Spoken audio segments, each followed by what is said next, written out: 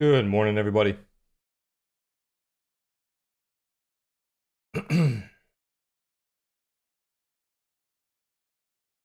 All right, let's take a look at our trade plan from last night. Do we need to update these levels here? So holding above 760, we're looking for 785. That is the value high of Tuesday. And then 807 is an older value high. Holding below 707, we're looking for 690, the start of that incomplete auction. And then 658 is the finish of that incomplete auction. That is the value low of Friday.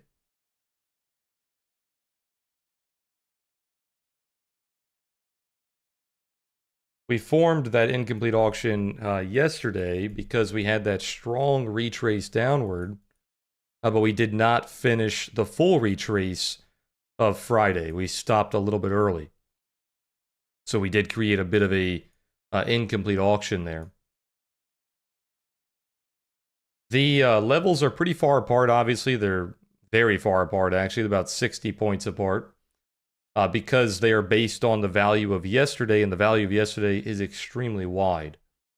So inside of those levels, inside of 60 and 07, you could be looking for rotations back and forth, either of today's value or yesterday's value. But for a one-sided move, you're looking for a break of that value area. Okay.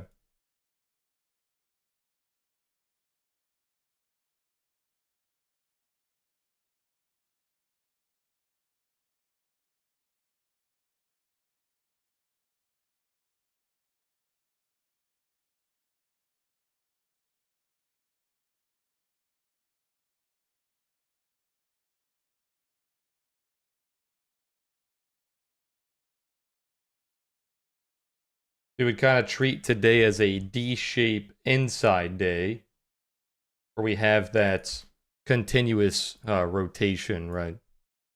Little bit of a different story on NASDAQ. NASDAQ is leaning a bit more bearish. You can see it's hovering towards that value low. So holding above 287, which is yesterday's value high, we'd look for those value levels above. Holding below 993, we'd look for that incomplete auction, which is 804 down to 675. Same thing I said on ES. You could look for rotations of today or yesterday, depending on how aggressive it is, while we are inside of that value.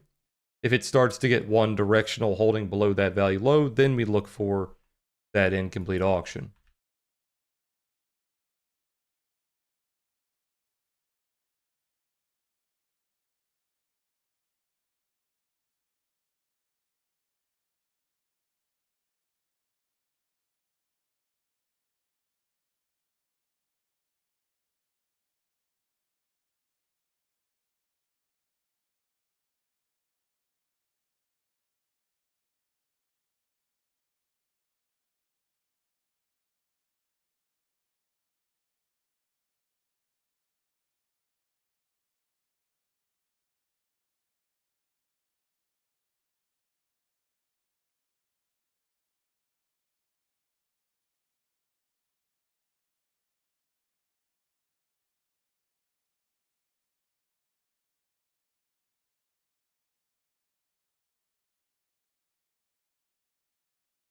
Good morning, everybody. You want a future banana Morris? Here's the trade plan for you guys.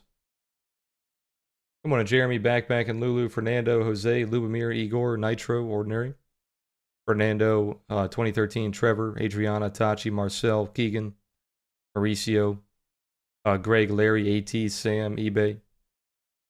Good morning, Adriana. Good morning, LDM. Appreciate you guys being here. Good morning. Good morning.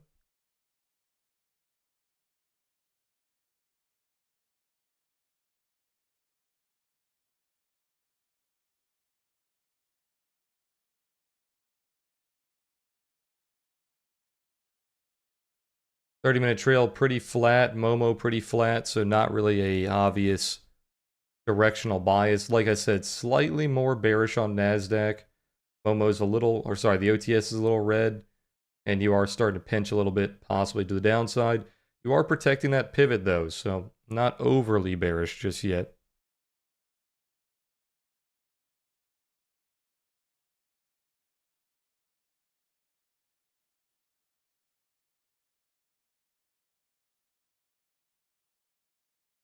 Let's take a look at some point of origin levels here. Easiest way to find point of origins is always just zooming out and seeing where those like massive moves were and just finding the origin of those moves, right?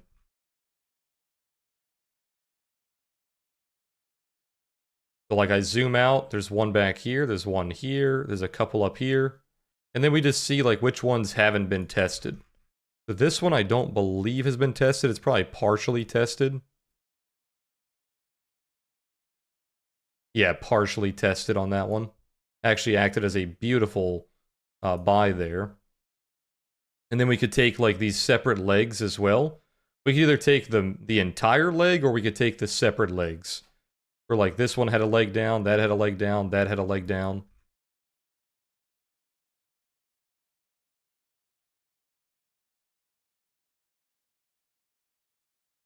Usually if they're not overlapping, I'll take the separate legs.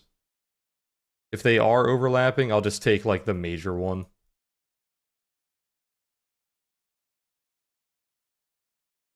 And notice how I don't have to zoom in too much because I don't really care that much anymore. I used to care about like the exact level. I don't really care about the exact level anymore. It's more so a zone. So I don't need to like zoom all the way in to make sure I'm getting the exact point. I just want the general area. So I would have marked out this one here, but it just got taken out.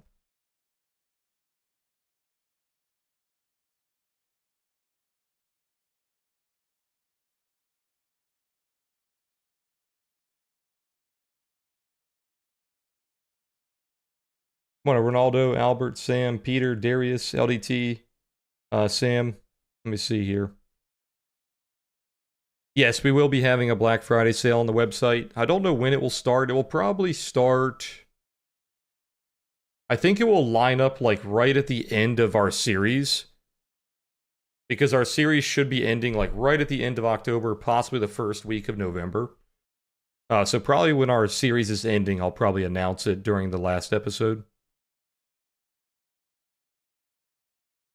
No, we don't have lifetime Discord. We have annual. We do the yearly.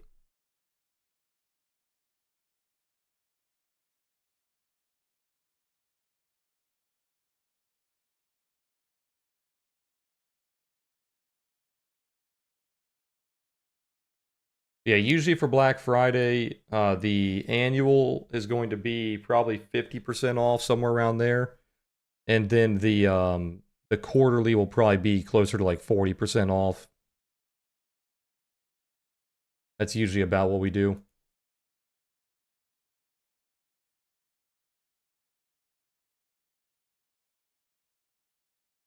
Hopefully you guys enjoyed that video yesterday. We will be doing the Q&A for that video on Monday.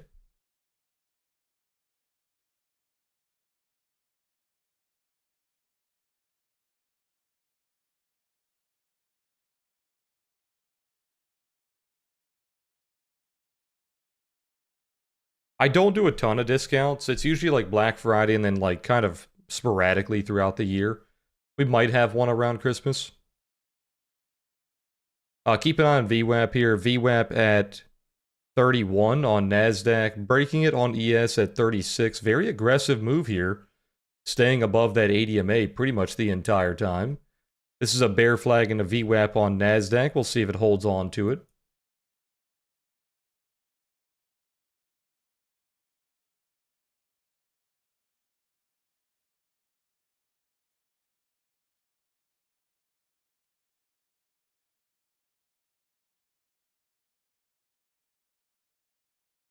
Good morning, Fatal.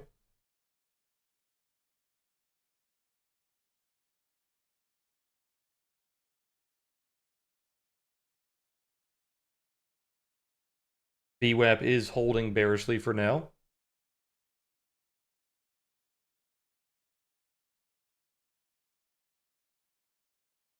Little bit of a discrepancy, though. ES is trying to hold on to VWAP bullishly. A little bit of a 30-minute sweep on that high. Good morning, Brad. Speaking of promotions, Apex finally announced their promotion for October, 80% off, and cheaper resets, cheaper one-time activation, all that. All the standard stuff they normally do. So if you guys want to use code BREW, you can get 80% off, and you can get into that giveaway. Just be sure to keep those receipts, send them my way, and I'll get you guys added to that giveaway. I will be pulling a random giveaway on this weekend for you guys that have sent me your tickets. I will be pulling some Discord access and Apex account prizes this weekend. We'll pull more on Monday on the Q&A as well.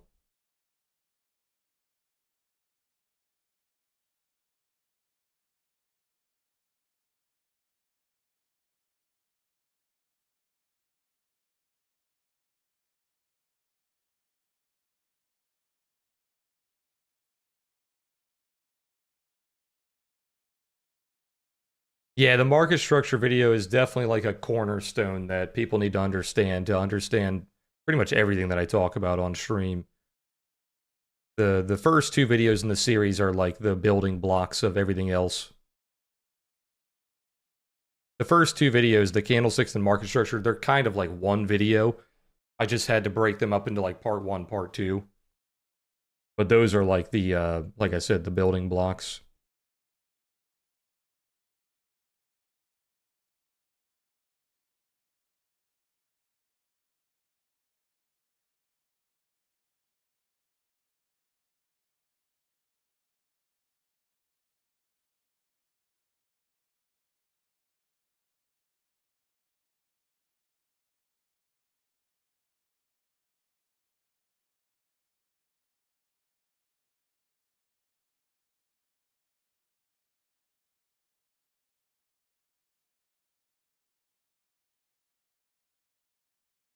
Yeah, I was worried when I made that video that I was just kind of doing too much of the crash course stuff, like I was covering way too many things and it was very confusing.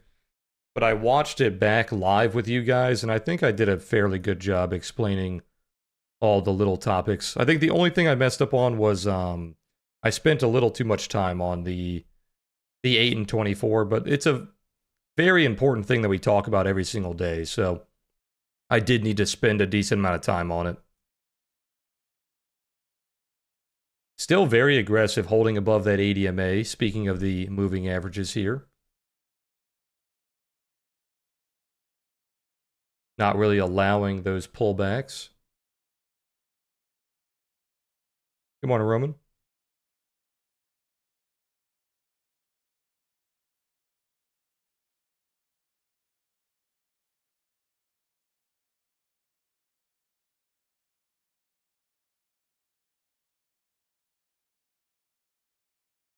Gold and silver, well, now that it had a nasty sell-off, the biggest thing you're looking for is it going to put in a lower high? You're holding on to the daily trail right now. Beautiful, basically bottom ticked it. So as long as you're holding the daily trail, you're still technically uptrending. You just need to see if that breaks with a lower high. So right now, you can't really make any assumptions, but we have to wait a couple of days and see if that lower high gets established. So that's going to be a next week. We'll update gold next week. We'll see if it puts in a higher high or a lower high. Ninja bot TradeAway, that's old news, man. That happened like 2 years ago.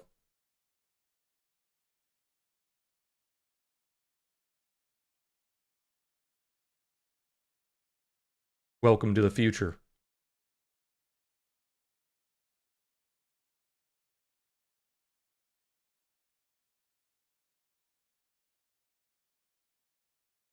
So this is the problem with taking the point of origins on the stair-step basis instead of like the major one. The stair-step ones are not as powerful. You can see it's breaking right through it. So like these point of origins, these two right here, they're not as strong as this one because this one created the entire move.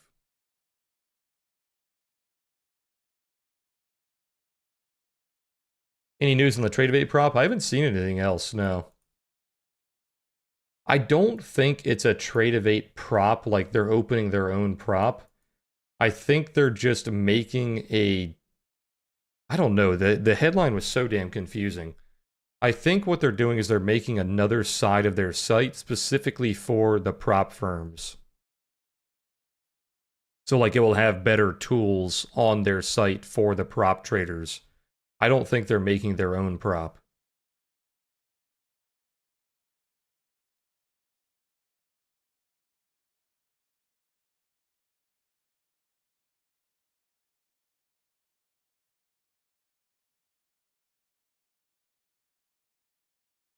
I'm thinking it's just like a different version of their site specifically for their prop customers.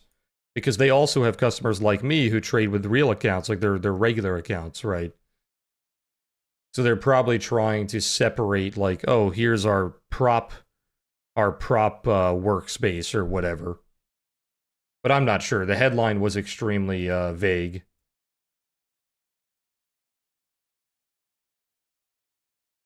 It was very, very vague.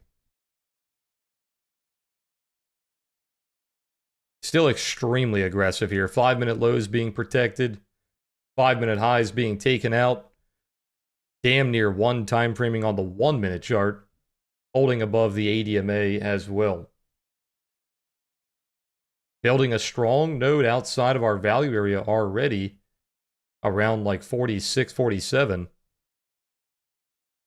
Like I said, this is a very wide inside day, so it is difficult to understand if we are balancing around today or are we balancing around yesterday. Very wide value that we are stuck inside of. If we're balancing today, we're going to find a lot of sellers right here because this is the value high. If it doesn't care about today and it's focusing more on yesterday, it's going to care more about 760. So are those sellers coming in here? Let's take a look. Yeah, CPI tomorrow, which is very weird because it typically comes out on like Tuesday, Wednesday. But because of the shutdown, it was delayed.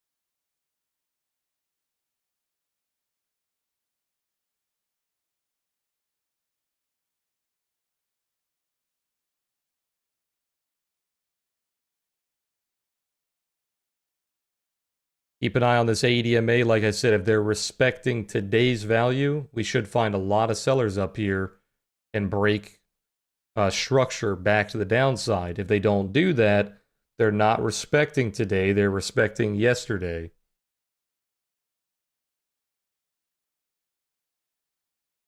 This is that 30-minute pivot that we talked about on the trade plan. There was a pivot on the low acting as a major support here.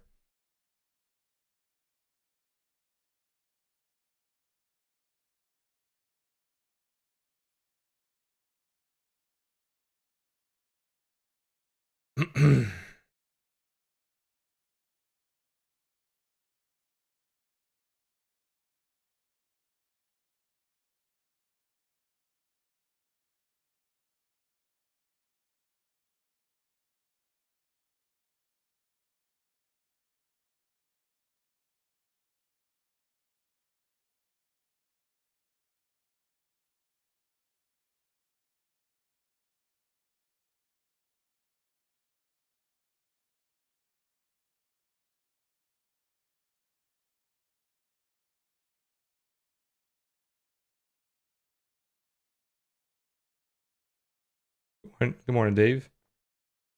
Appreciate you being here. If you guys haven't seen that video, be sure to check it out after the stream today. I posted the third video in our series on indicators.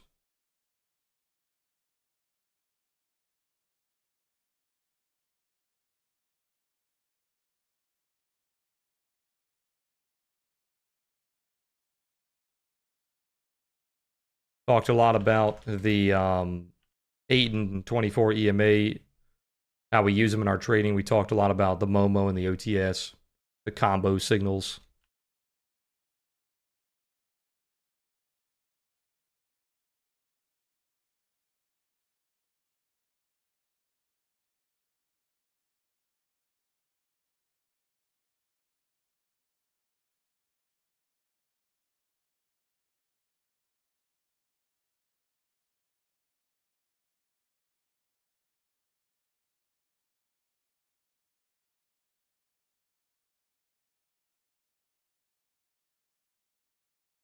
Speaking of combos, we had one on that pivot that we talked about on the trade plan. It was on the 15-minute, not the 30-minute.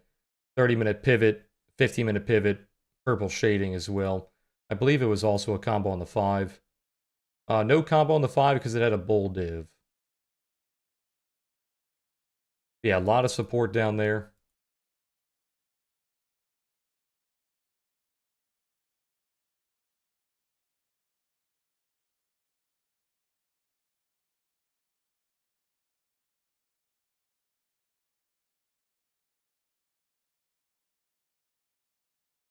I realized when I watched it back yesterday, I forgot to cover the danger zone thing with the VWAPs. I'll cover that in the Q&A. It's really simple. It's basically just a chop zone. If you're stuck between a wide range between the two VWAPs, if you do want to trade there, you want to trade it as like a range back and forth between the VWAPs, kind of like a D-shaped balance. But if you're looking for like one directional moves, you don't usually want to enter in between a wide VWAP range. Like if VWAPs have a major gap in between them, you got to be careful with that. But we'll talk about that on the Q&A. I forgot to cover that in the video.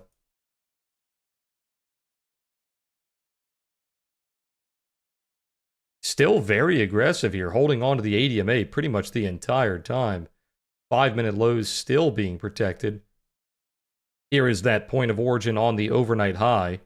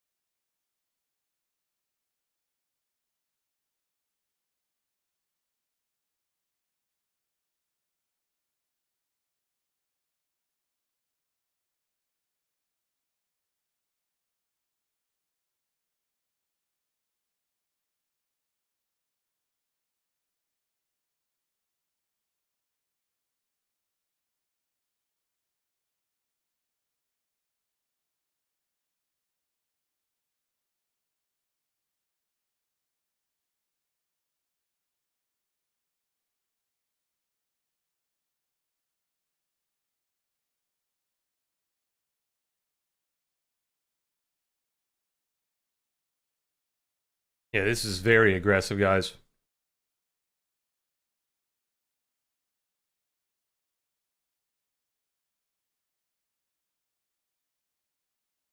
Big blocks coming in at 53. This shows that they don't really care too much about today's value. They care about yesterday's value.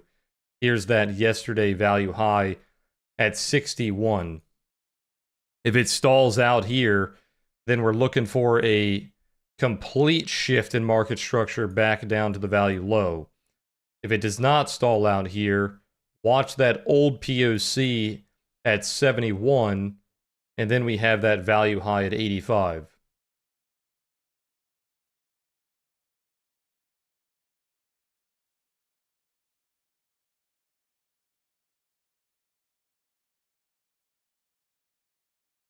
You know, we have been so damn fast recently.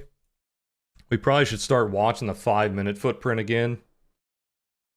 We used to watch the 5-minute footprint, and then it got so fast all the time, the volatility was so high. We started watching the 30-minute footprint. I think we need to switch to the 5-minute footprint for a little bit. That's what I've been using. Yeah, it's fast, man. It's hard to even look at the 30-minute.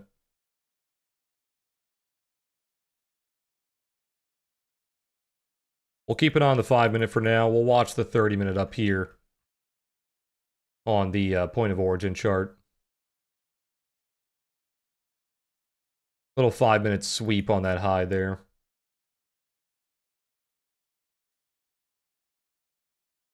Hey, Nitro, have a good day, man.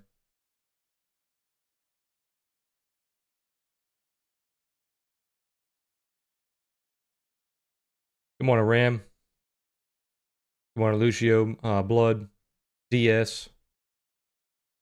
Appreciate you guys being here.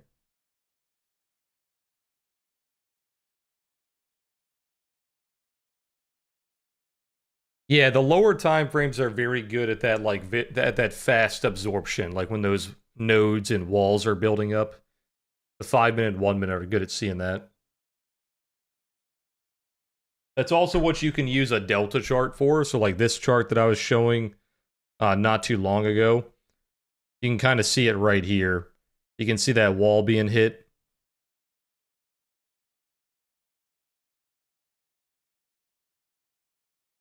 Which we'll keep an eye on this actually while these block trades are coming in. We'll see what's going on with the delta here.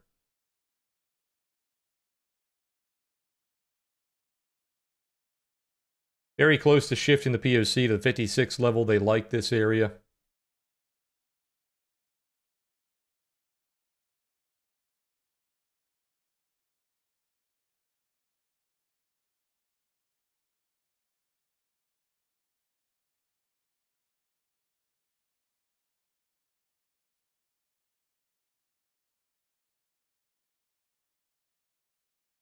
Yeah, these types of charts are more how like a scalper would read the order flow. Looking at the really fast like delta movements and whatnot. So yesterday we were seeing like endless block trades on the downside. Negative 1,000, negative 500, etc., etc. And now today it seems like the blocks are shifting to the buy side. There's another one, speaking of blocks right there, 1,100 contracts.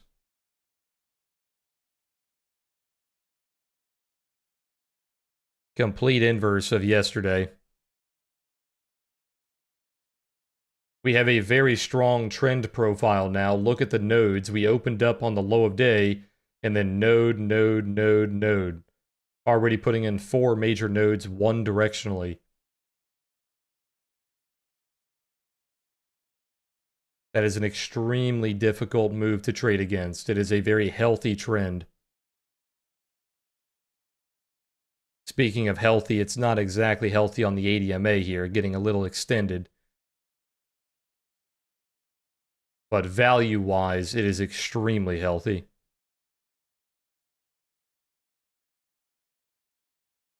They are doing a fantastic job building value as they are pushing up.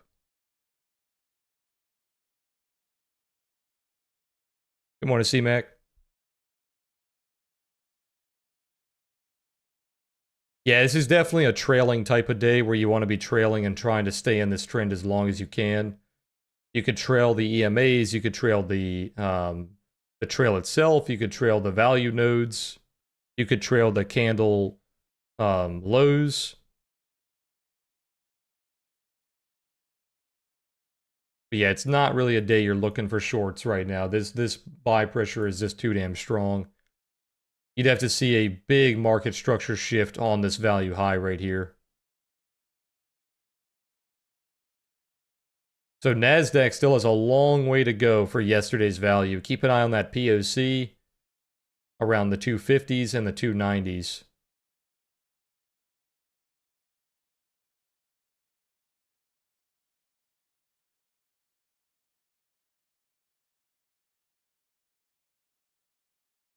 If you guys watched my video yesterday, here's an example of what we were talking about.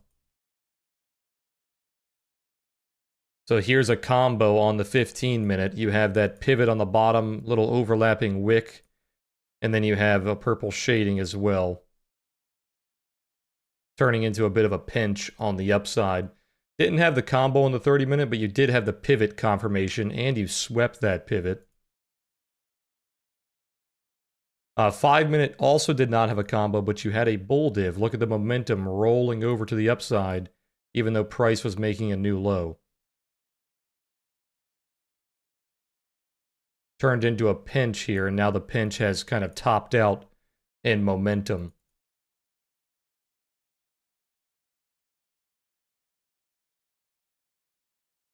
1 minute pivot confirmation on the low as well.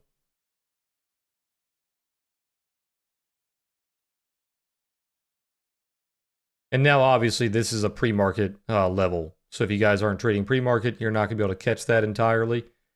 The open was around here. So the open was just playing out that pre-market move.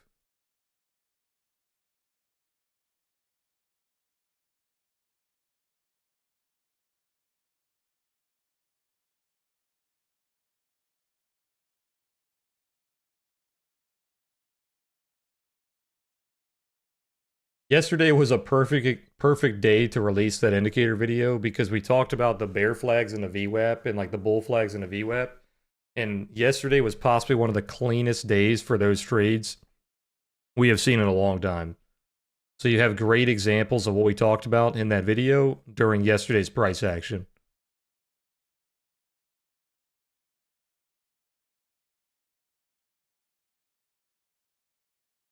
What charts are these? These are Addis. If I go to the other screen, it's TradingView. But this screen here is Addis, ATAS. There's a link in the description.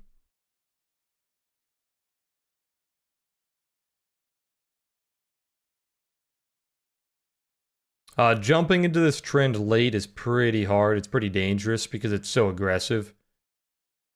You could look for the first pullback into VWAP, the first pullback into the 24.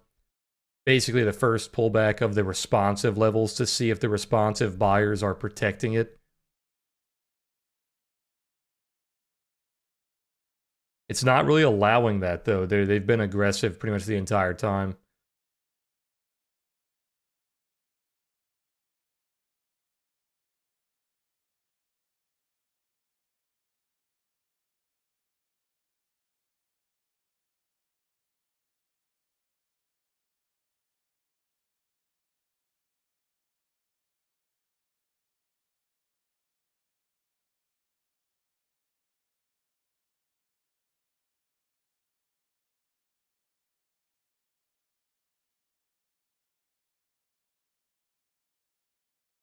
So many setups yesterday. Yesterday was very clean.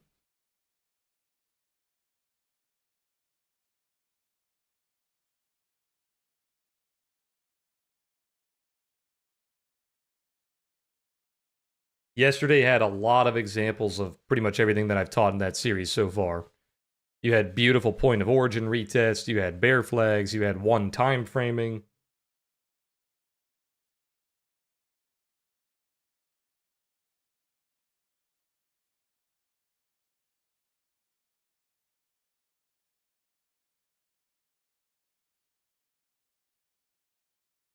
I would definitely practice yesterday. If you guys didn't see those patterns, go back and replay the bars, like do the bar replay, and just study yesterday because it was pretty damn clean.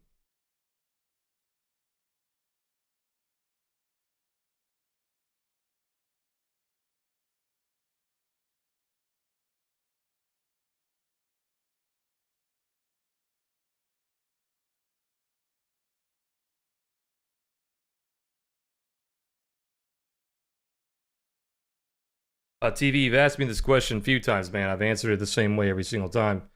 I teach you what I'm looking for in these videos. I'm not just making these videos up. Right, I'm not just like speaking nonsense. The Becoming an Apex Trader series basically teaches you what I look for, or any of my other videos, my order flow, my shorts, my volume profile videos, my playbook. My playbook is basically the number one series to teach you guys what I'm looking for on a daily basis. But like I said, I'm not just making this shit up. Those are the answers that you seek.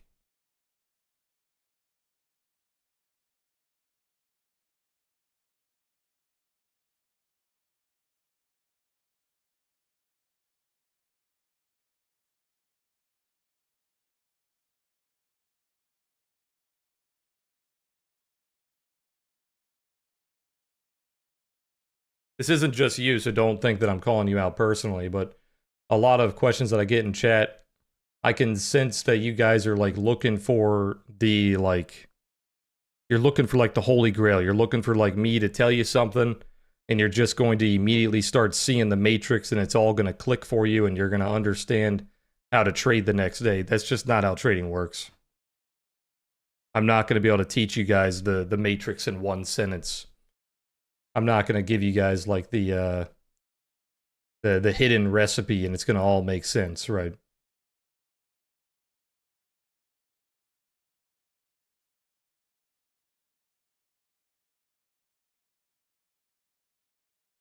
New video title, made up shit. I should do that.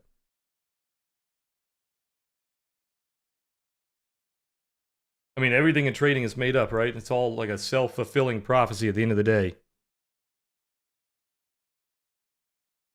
This is my made up shit. This is their made up shit.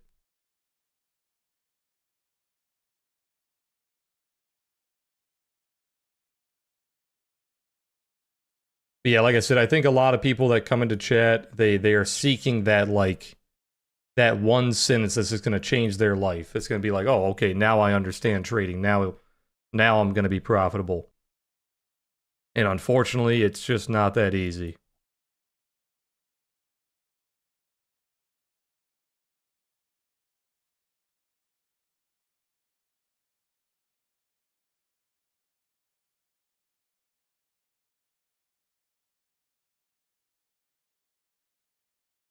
I'd have to take the easier option on that. I'd have to take Aspinall.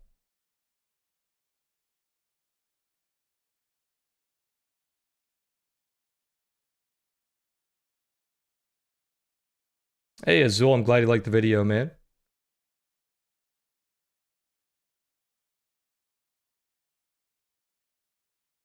Keep an eye on the 24 EMA here. Yeah, we do have existing home sales coming out. It shouldn't be too impactful.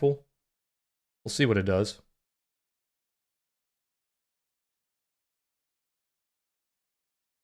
Wouldn't this be a market structure shift? Not really, no. You could argue that it's putting in like a lower high, but it's not really breaking like lows or breaking the 24 or anything. It's not really changing much.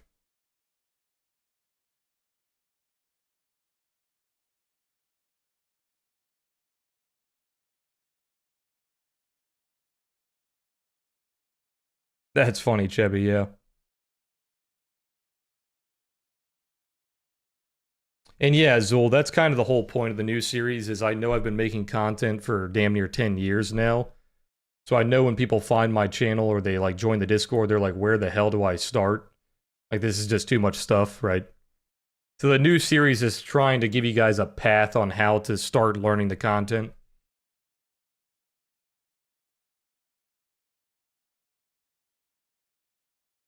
Giving you little bits of each hour-long video, right?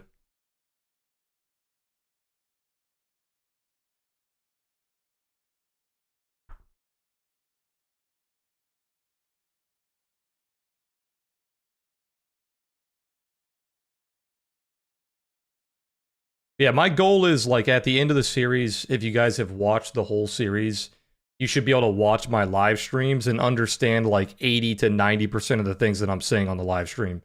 There's still going to be a little bit you'll have to pick up from the longer videos. But you should be able to watch the live streams and follow along, basically. I know you still don't understand like this right now, like the volume profile and order flow. We're getting to that, obviously. But once the series is over, you should be good to go. Keep an eye on the 24 and VWAP here. This is the first time the responsive buyers have had a chance to play along this trend.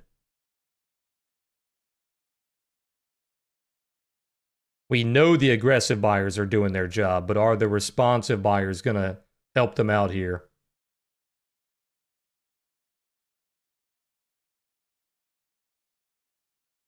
This is the example I gave in, I believe, the second video, where I talked about how when you have an extremely aggressive trend up and you have that first pullback to the 24, that doesn't mean you're in a responsive market. It just means that you're pulling back to the responsive level, right?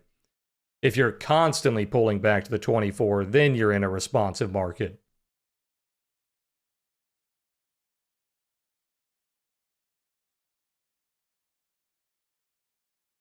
Yeah, for this to be a market structure shift, it would have to completely give up this responsive level, the 24 and VWAP.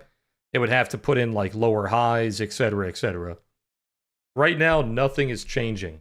The only thing that has been lost are 5-minute lows. Now, obviously, if you're like a micro scalper, if you're staring at the smallest time frame, then you could argue that the market has shifted a little bit. You're not extremely aggressive anymore. Like to the buy side, you're obviously a little bit bearish. But that's on a very small time scale. It's all relative to what you're looking at. I look at market structure on like a 30-minute basis, right? The 30-minute structure, the 5 or 15-minute structure, the higher time frames. I don't stare at it on like a 1 minute and say, okay, now our structure is completely over. The 1 minute gives you the warning signs that the structure is shifting. You need to confirm it on the higher time frames. Like the lower highs and the higher lows and all that stuff on the 1 minute. It's kind of like a waterfall, right? They start happening on the 1 minute, then they start happening on the 5, then they start happening on the 15 and 30. Then they start happening on the daily. It's that waterfall effect, which I didn't talk about in the indicator section. I didn't want to make the video even longer. I will probably cover that in the Q&A.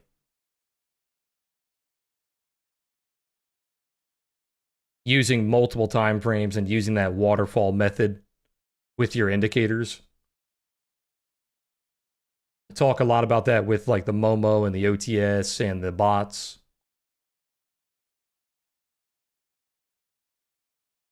It's why I have screens like this, right? Sorry for the flashbang. I know this is a lot brighter. It's why I have screens like this, where I have the 4-way screens, so I can look at multiple time frames, and I can kind of click through the time frames a lot easier.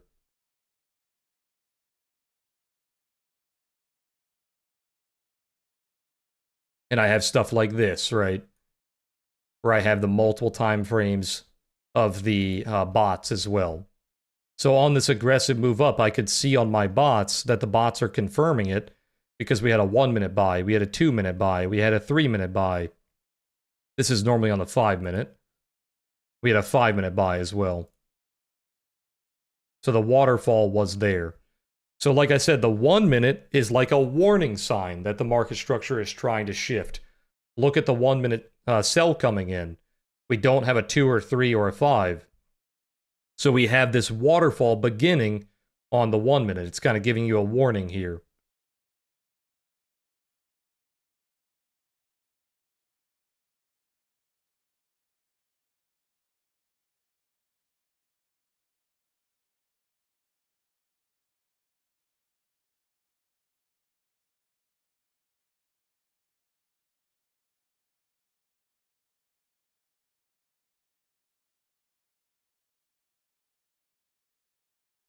But yeah, I don't show my indicators on stream all the time because I don't want to overwhelm you guys. I think you guys are looking at enough.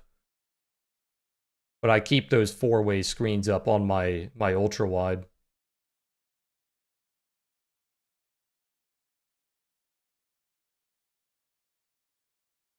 It's not a waterfall indicator, it's a waterfall method of using indicators. The indicators are, the ones that I was showing were the OTS, which is the Oasis Trading Suite, the Momo, and the bots, the Oasis Trading bots. If you guys haven't tried those indicators out, we still do our Apex things. So if you guys sign up with Apex using our code, just send me an email, let me know, hey, can I try out your indicators? And I'll give you guys a trial. Just send me your receipt, use code BREW, send me your TradingView username, and I will get you guys added.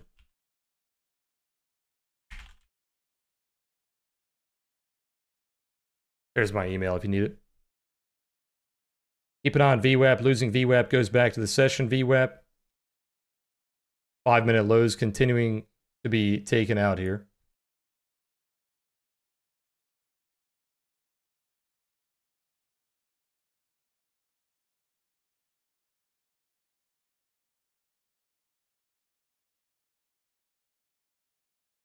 Not seeing any responsive buy pressure here. They tried to buy off that 24 and then put in a, it's not really a lower high, but kind of a lower high there. Putting in a lower high on the 5-minute and 30-minute. Now, this does not look good for the buyers because where we are failing, mainly on ES, not on NASDAQ, we are failing that value high. So if we stay below today's value high, you're possibly going back into a very large rotation. Staying below 53 is very bad here for the buyers.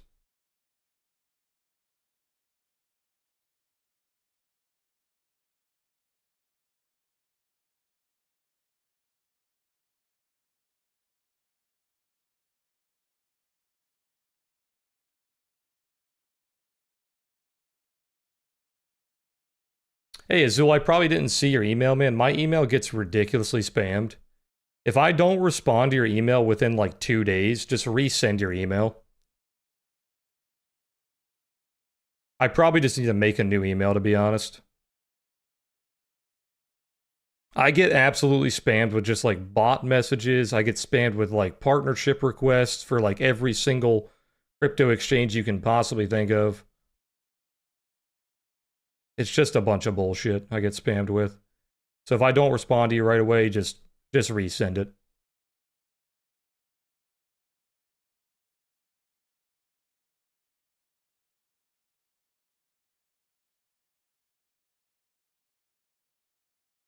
I literally just open my email. The very first thing I see is a crypto exchange trying to send me a partnership thing. It's too funny.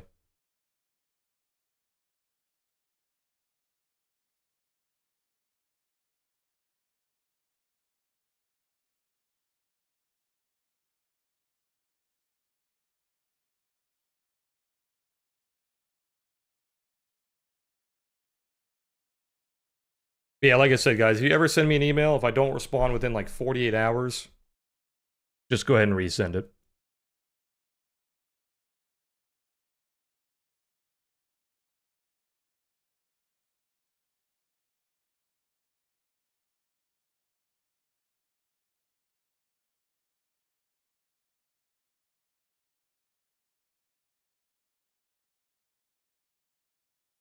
Keep an eye on VWAP here. VWAP coming up at 45. VWAP on NASDAQ at 106.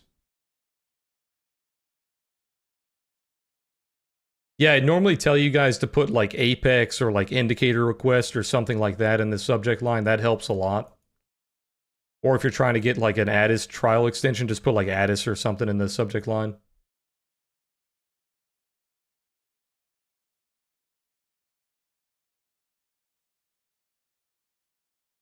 Okay, keep an eye on the session VWAP here. This still could be a bull flag in a VWAP. It would have to see an immediate reaction off of VWAP here, which also lines up with that value high area. You really do not want to stay, or sorry, the POC. The value high is already lost. The POC area lines up with VWAP at 46. You really do not want to stay below that. If you stay below that, you go for the rotation to the value low, overnight low, and then the value low of yesterday. So just taking it level by level here.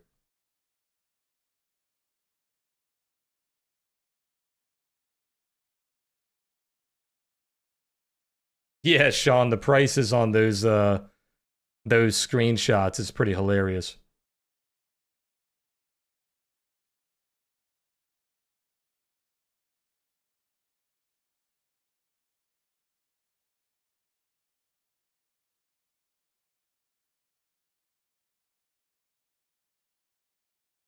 I couldn't tell you, Mauricio. I never get far enough to see how much they want to pay me. I don't really care to push crypto exchanges to you guys, so I don't even respond to them.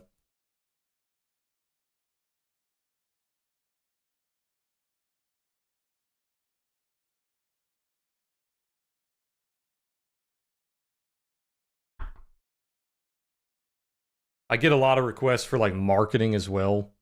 Which, if you guys are watching my live stream, I don't think most of these requests are coming from like actual people who watch my streams. But if you guys are watching my streams, I do not do marketing. So please stop wasting your time emailing me about marketing. I could not care less about marketing.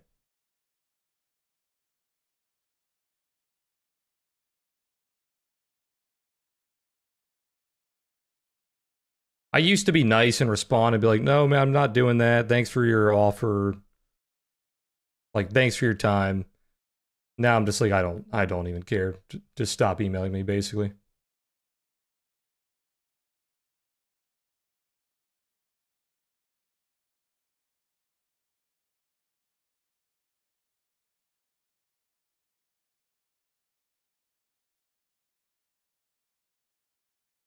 Good morning, Vaughn.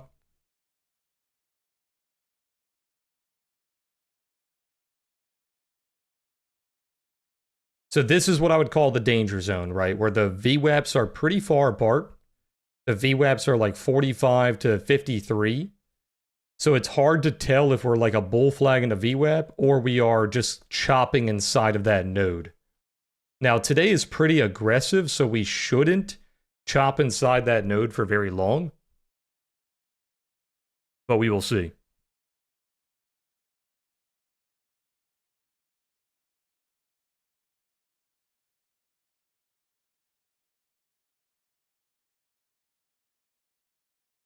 Oh yeah, the home sales. Let's see how that came out. Exactly to the tick as expected. 4.06 million.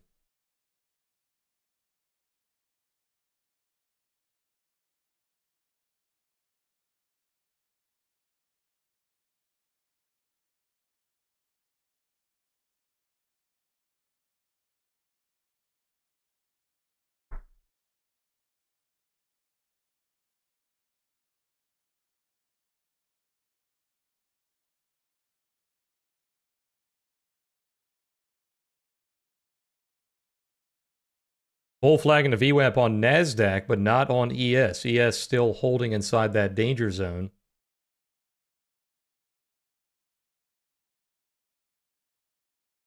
Speaking of that waterfall, the 1 minute has turned into a 2 and a 3 minute. So 1 minute sell, 2 minute sell, 3 minute sell, no 5 minute sell. So market structure on the higher time frames not completely lost just yet.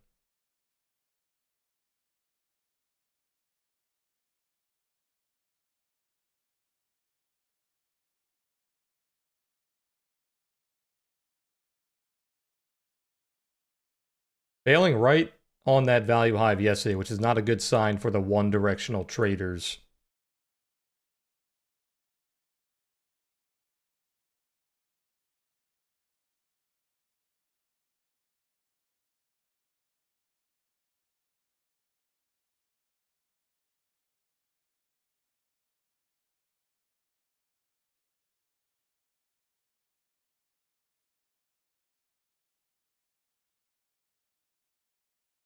One thing I wanted to show, we talked about this a lot in Discord yesterday, but it was in the afternoon, so you guys didn't see it on stream.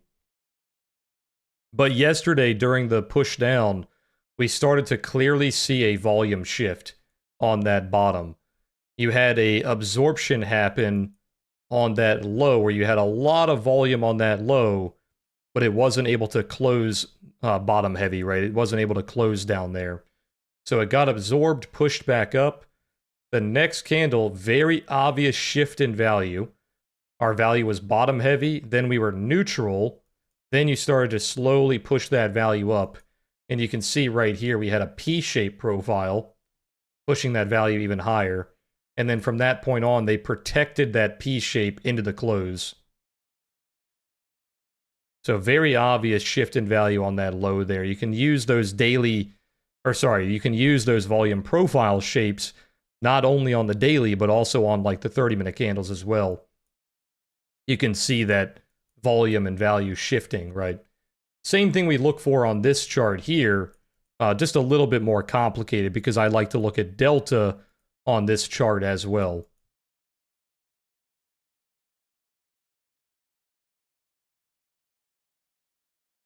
Yeah, that was using TradingView's volume footprint, which I said is not bad.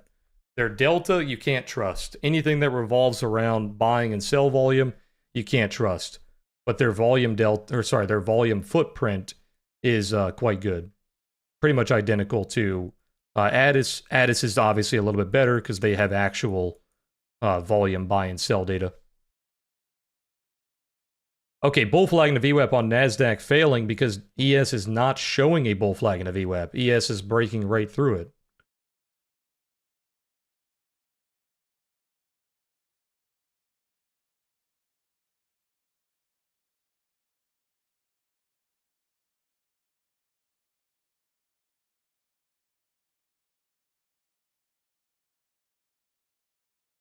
Yeah, my playbook series talks a lot about like the optimal entries, like where I'm looking for trades, etc.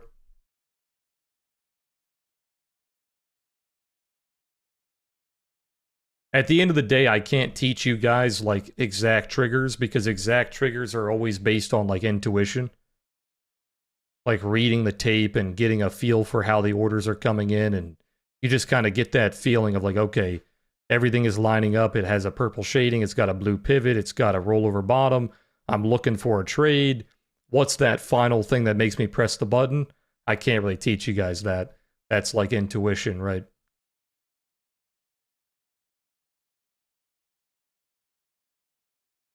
That's years and years and thousands of hours of screen time that have all come together. The only way to get better at that is, like I said, screen time.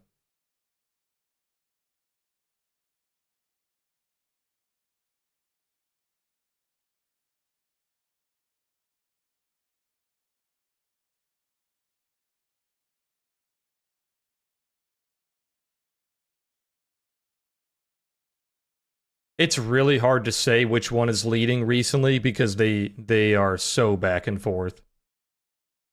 The last like few months, ES and NASDAQ have been very hard to track like side by side.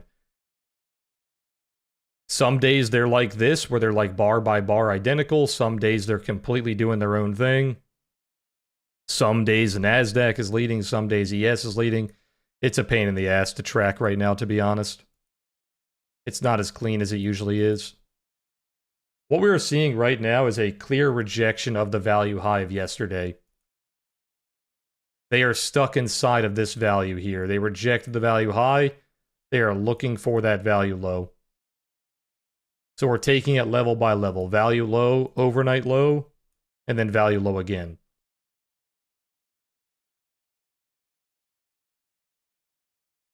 Unfortunately, it didn't really give you a lot of confirmation on that top there. You just kind of failed the value high. It didn't really give you like a rollover top or a bear div or absorption. There wasn't really a clear signal there. It just kind of failed the level. There was a sweep on the 5-minute. That was probably the only like quote unquote signal that it gave you. There was also some sell signals on the bots that we covered. But there wasn't like a clear 1-minute pattern. It was mostly just a failure. Yeah, there is a rollover on NASDAQ. Good catch on that. I was watching ES, but yes, NASDAQ does kind of have a rollover top. ES just kind of failed. It shot up into that high, didn't like it, and then just straight back down. You had a sweep, like I said. That was probably the signal, if you had to pick a signal. But really just a value high rejection.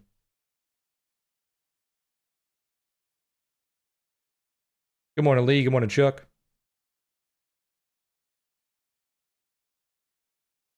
But yes, the rollover top on NASDAQ wasn't too bad. So if you're treating it like a rollover top on NASDAQ, you're obviously always targeting VWAP and the point of origin. So VWAP targets have been hit. The point of origin is very far away. The point of origin is way down here.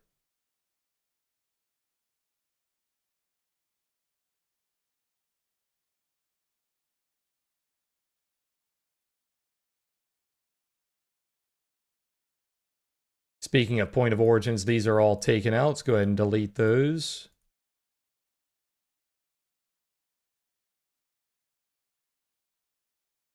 We have a new one up here. And a bunch of overlapping point of origins down here. The entire zone from like 27 down to like 20.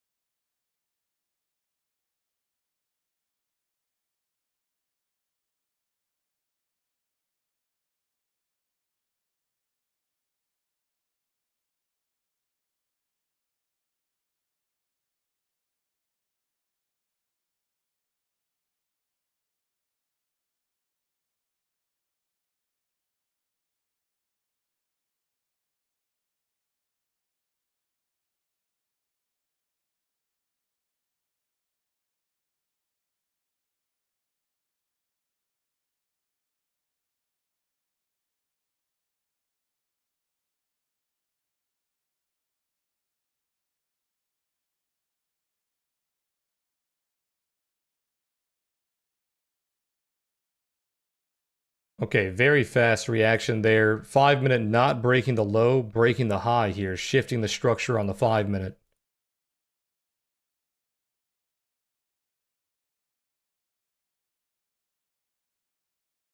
Not quite a value low bounce there, bounced a little bit early.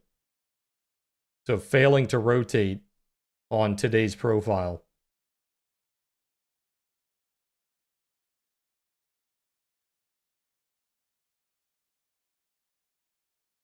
He did bounce off the value low of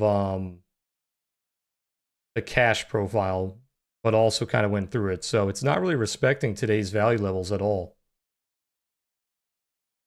Kind of broke through today's cash and then bounced back. And then you failed to rotate into the full session. A little bit of a VWAP trap here. We just talked about these yesterday.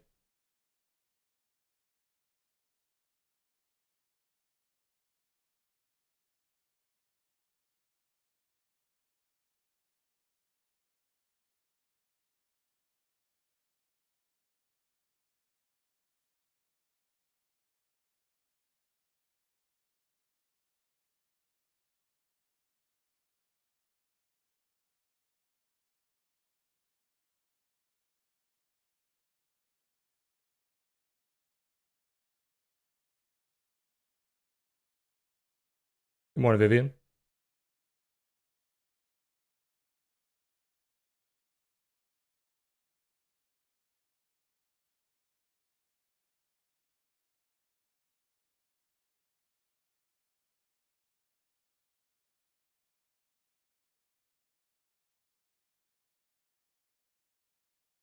I wouldn't say this rollover failed if that's what you're talking about. That hit both of your targets on VWAP, just didn't get the point of origin, which you're probably not going to get. That's just way too far away. This could be a bull div here, which it is actually. It's a bull div on Momo, not on Delta.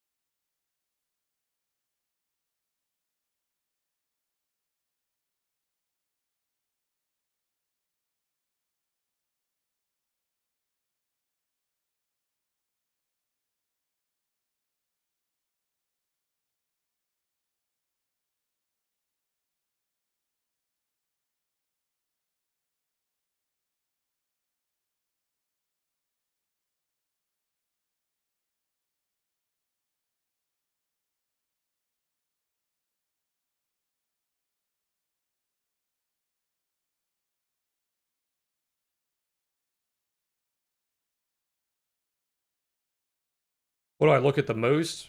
It's hard to say because I look at so much stuff, but I'm probably, if I had to pick like one absolute thing, it'd probably be like volume profile. But yeah, I don't really put things into like a massive hierarchy in my head. It's like I talked about in yesterday's video, it's all just confluence.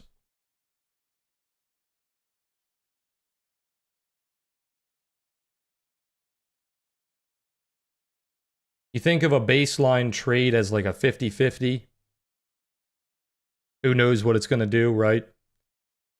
And then you throw on top of all the different signals we look for. Like, oh, if it has a purple shading, and we'll give it a little bit more. Maybe it's like a 55%. If it has absorption, give it a couple more percent. Maybe it's a rollover bottom, give it a little bit more. Maybe there's a pivot, give it a little bit more. It's all about just putting it all together.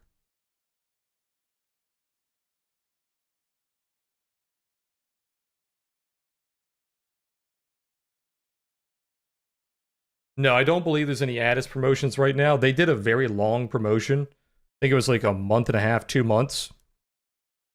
Recently when they changed their prices. So they're probably not going to do a promotion for a while. Maybe Black Friday.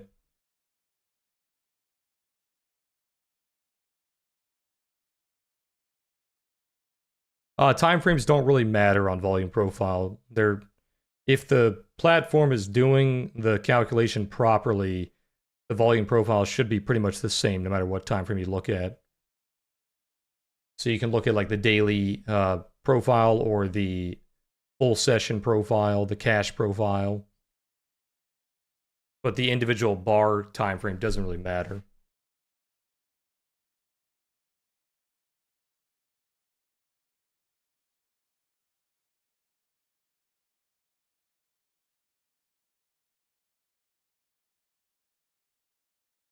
Finding a lot of balance right now.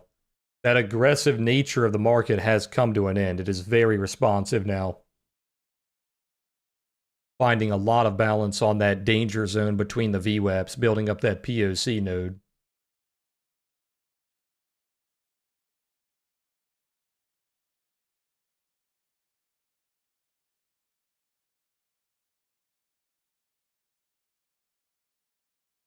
This is the problem with inside days, right? Inside days are a little bit more unpredictable. They kind of chop around a lot. If the day that you are inside of is very wide, then you can look like you're trending as we did today. We were trending on the lower time frames, even almost on the higher time frames, right? 30-minute.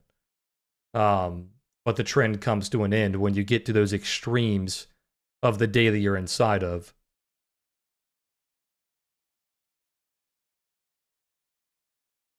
Yes, the Addis, the order flow playlist is very up to date. That stuff is still things that I talk about on a daily basis.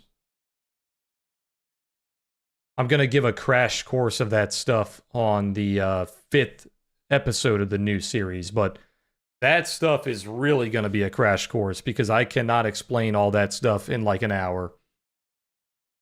So that stuff, you guys are definitely going to have to watch this series to learn all that. But I'll give you a little bit of a taste of the little things that we do. But that's why it's the last video in the series. It's the most complex.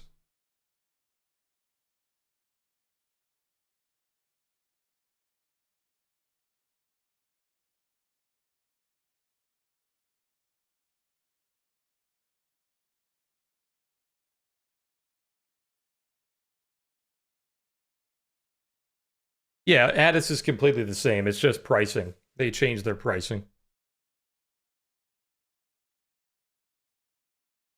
Which for a lot of people, it actually made the pricing better. The lowest plan got better. But then the plan above that went up a little bit.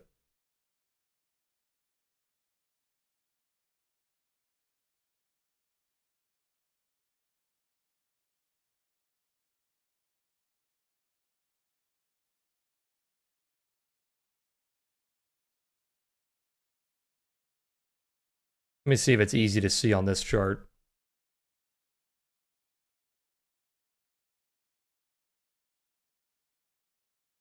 So you can see how balanced this 30-minute candle is. The volume is very spread out, long-legged doji. Like I said, D-shaped candles are typically dojis or long-legged dojis. Might be a little bit easier for you to see on this chart.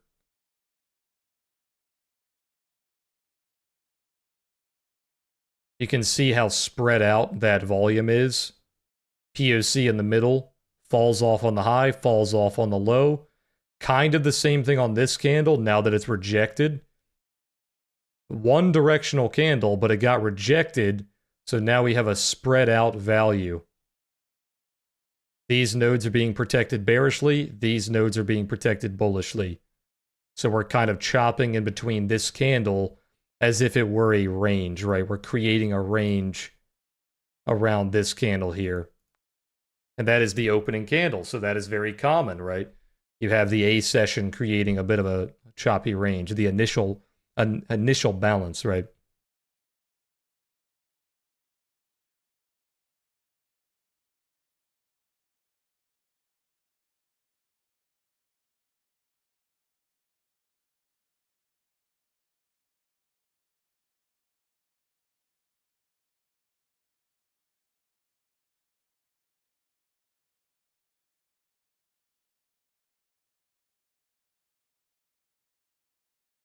Well, that's what the playlists are designed to do, right? The playlists are designed to give you guys enough information to understand what the hell I'm talking about.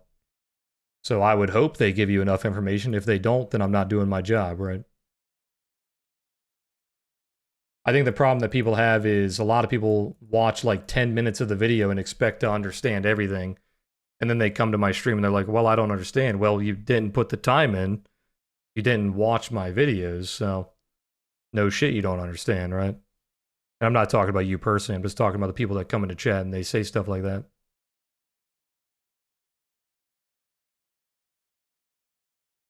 You're not going to learn years and years worth of stuff by watching like 1 or 2 live streams is basically what I'm trying to say.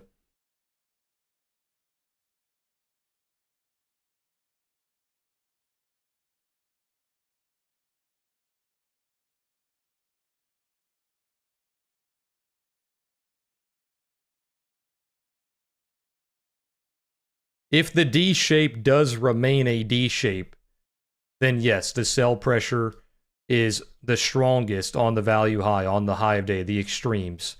The buy pressure is the strongest on the value low, the low of day, the lower extremes, right?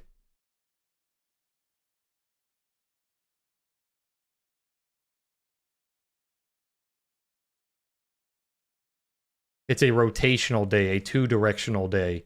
One side is not in control.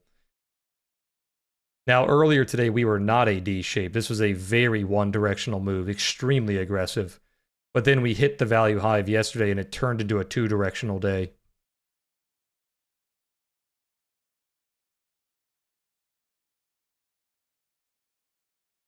Yeah, it takes a lot of time, guys. And like I said, I just when I first started streaming the first couple of years, I was definitely more open to teaching the basics all the time, like every single stream.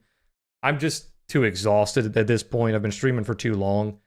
I don't want to teach the basics every single stream, which is why I've made such a large catalog of teaching videos on YouTube so that I can teach that stuff in a much longer time frame, like an hour long, 2 hours long, 3 hours long, right, with an entire series. And I can just point you guys in the direction of, hey, go learn it over here. I can't teach that stuff every single stream. I'll just get tired of streaming, to be honest. My stream is not for that anymore. I don't mind answering questions every now and then. Obviously, I do that every day. I just don't want to teach the entire concept every single stream. It becomes very tiresome.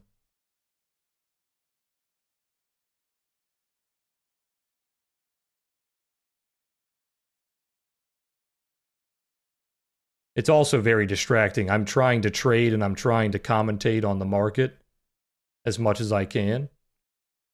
So if I'm constantly teaching, I can't trade, right?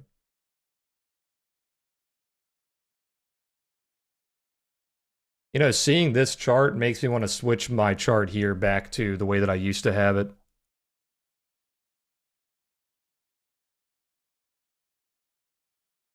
This chart has been a painful process of like getting it to where I want it.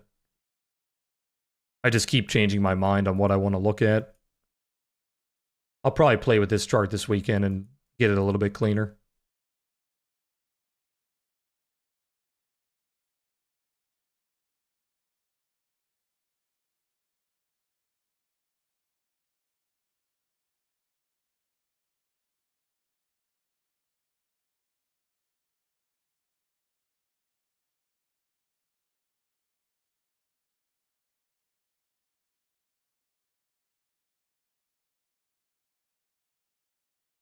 But yeah, at the end of the day, you guys have to understand I'm trying to trade while doing all these things. Like I'm trying to trade, I'm trying to help you guys trade. So I can't just go into these like long ass, like hour, 2 hour long explanations every single stream.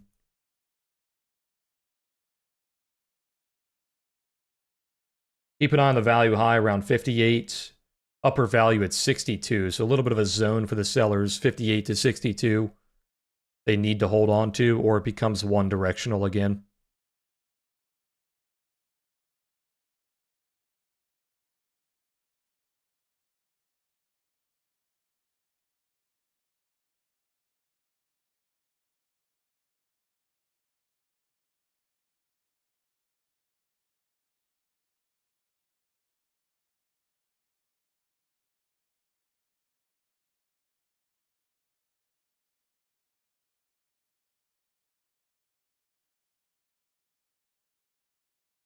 There's not really a 30-minute sweep right now. 30-minute highs and lows are being protected, creating a balance. When both sides of the 30-minute candle are being protected, which they are right now, you have a choppy two-directional market. If you're a one directional market, then one side of the 30-minute candle will be taken out, right? I know my chart looks like a rainbow right now, but these colors mean something, right? If it's yellow, it's breaking the highs. It's one directional to the high. If it's purple, it's one directional to the low. If it's teal, it's two directional, where it's breaking both sides. If it's not colored, it's an inside bar. So if it's a normal red or green, it's an inside bar. So right now we have two inside bars back to back.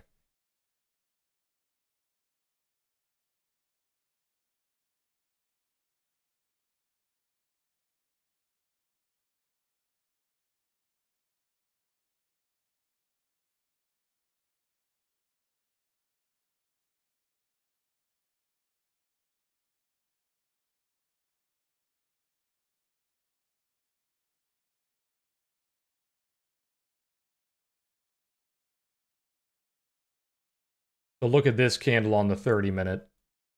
This 30-minute candle is becoming a capital B, a double distribution, just to further my point that it is two directional, right? You have sellers protecting this node, you have buyers protecting this node.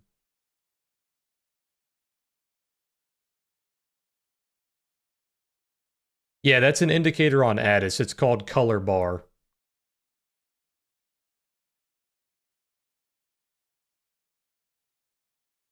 It helps with seeing the one time framing. Same colors on this chart here. Value high being protected, just further confirming that you're two directional here.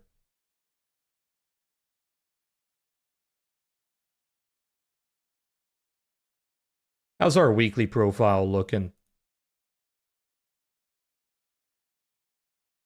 So weekly is actually looking pretty dangerous here for the swing traders.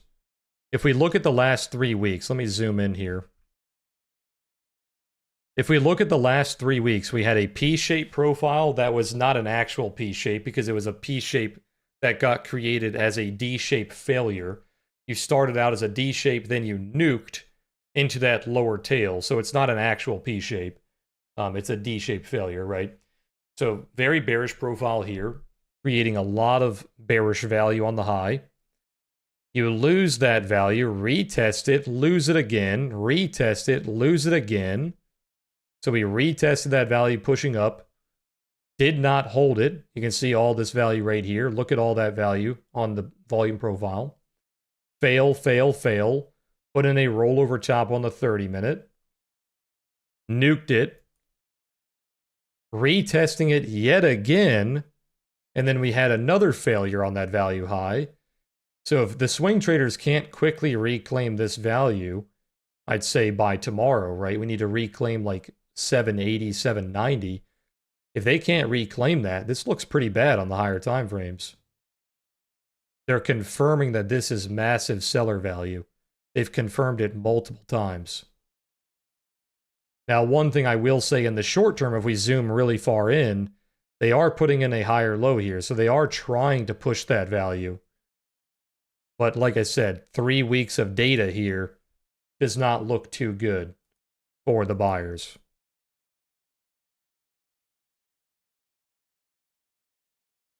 What were those block trades? A little bit of both.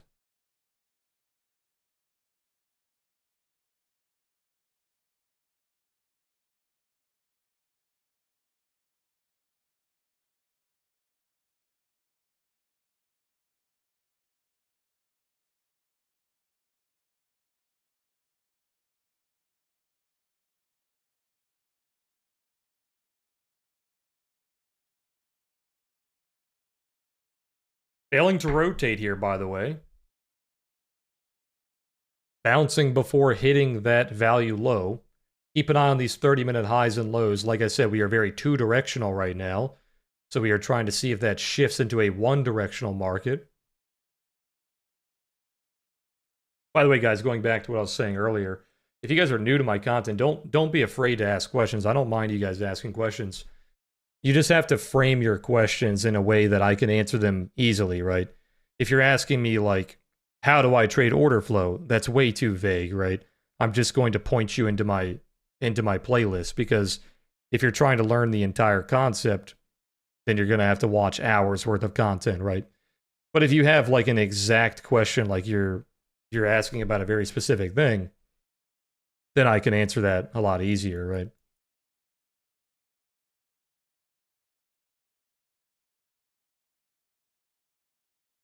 Just be as specific as possible with your questions. The more vague you are, the more I'm going to push you into my longer form videos.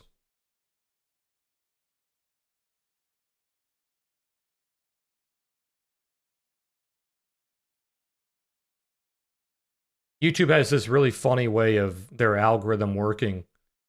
My #1 video that kind of blew my channel up was my volume profile video back like 5 or 6 years ago.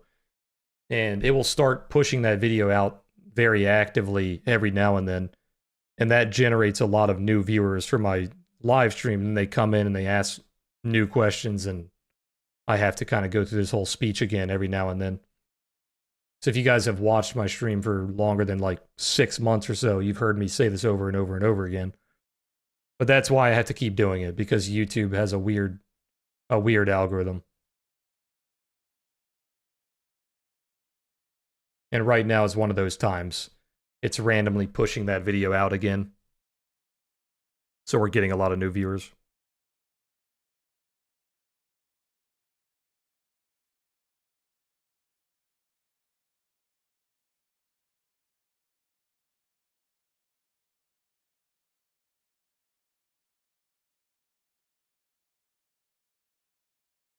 WW, it's funny you ask, because go watch that indicator video that I put out yesterday. There's a VWAP section that covers pretty much exactly what I'm looking for on VWAP, and I think that will you'll like that section, right? It will answer your questions in detail. We're looking for like VWAP traps, VWAP bear flags, bull flags, that sort of thing. But yeah, we just put out a brand new video yesterday, so that is 100% up to date on what I am looking for on VWAP.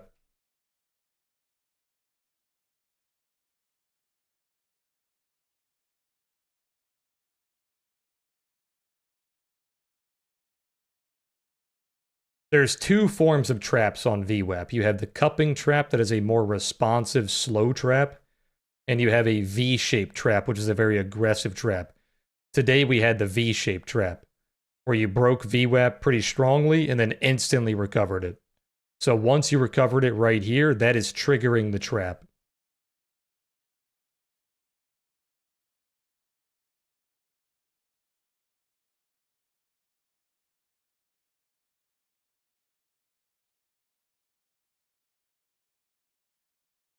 And what you covered on VWAP literally just played out? It did, yep. You are in fact right.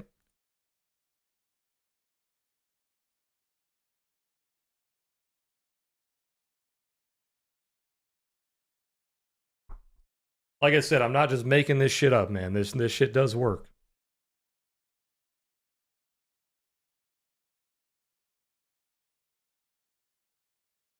I wouldn't talk about the same things every single day for 7 years if it didn't work.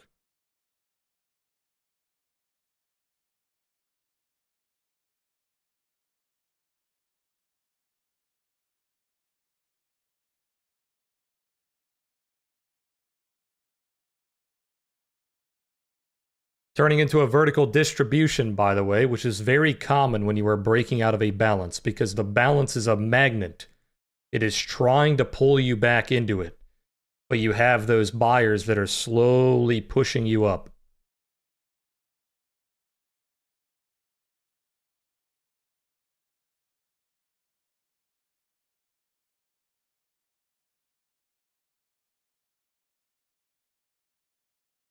What do you mean, Mauricio? You said, isn't it counterintuitive? Where there is high volume at support and resistance, buy volume at resistance, sell volume, and it reverses?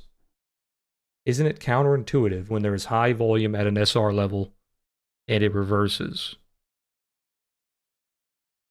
I think what you're referring to is absorption. When there is a lot of buy volume on a level, but it's not strong enough to hold above that level. That's called absorption. I don't have I don't talk about that in the new series just yet. That's going to be the last video.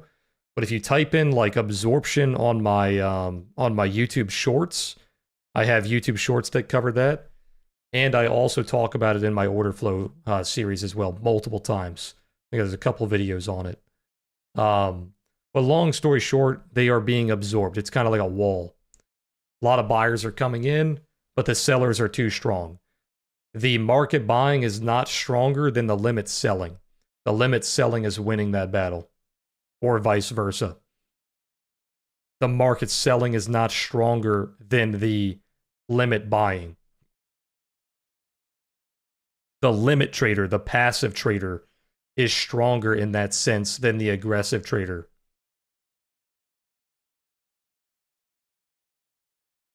We're not seeing it right now, but if we imagine that we were seeing it, if we had a bunch of buy volume on the high right here, it means that the limit seller, the responsive seller, is holding it down. Yeah, the offer is eating up the buyers, exactly. The like hidden trader, right? The iceberg trader.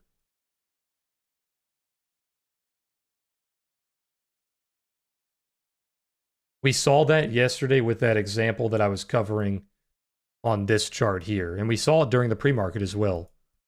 Right here.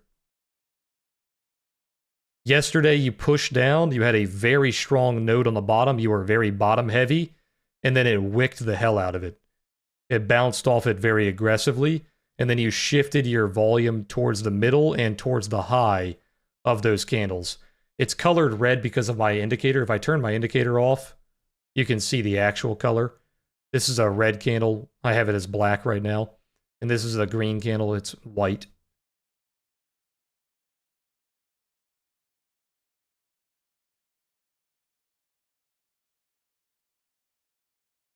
Man, this chart is taking me back. I used to watch charts like this years ago. The black and white charts with the black and white volume profile. It's very clean.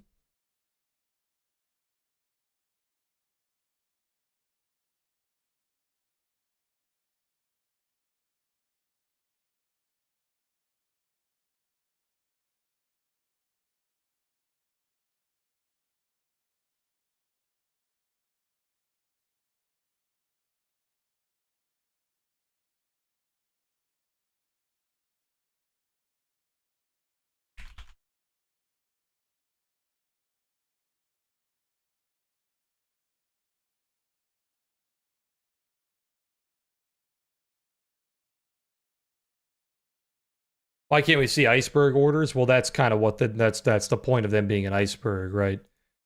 You can only see the top of it. You can't see the rest of it because the big boys are hiding their orders.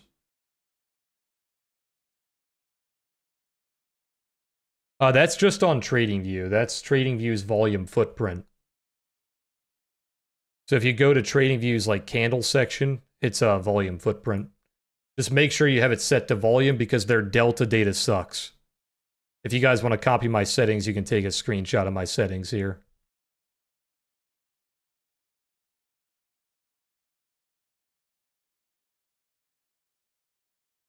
Just make sure it's not set to delta. Their delta in buy and sell is basically just fake data.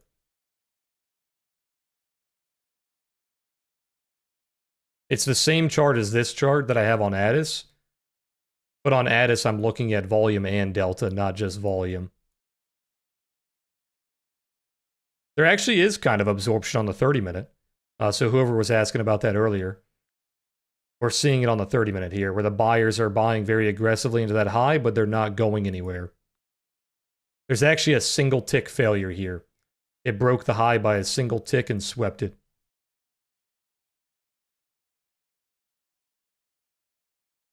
It's not a permissions thing, it's just like how their systems work. They just somehow get away with it. But I don't have hedge fund experience or anything like that, so I couldn't tell you exactly how they do it. But they've been doing it for years.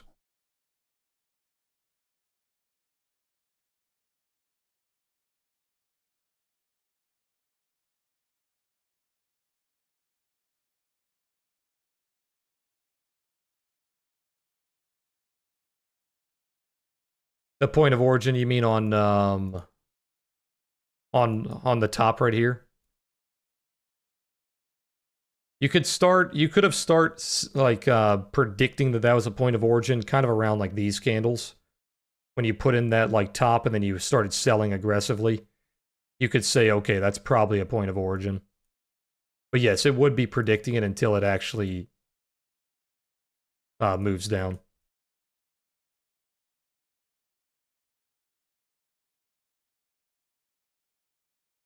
It's very similar to like the order block technique. So people in here, if you guys trade order blocks, if you think that I'm just trying to come up with a new system for order blocks, it kind of is a flavor of order blocks, yes.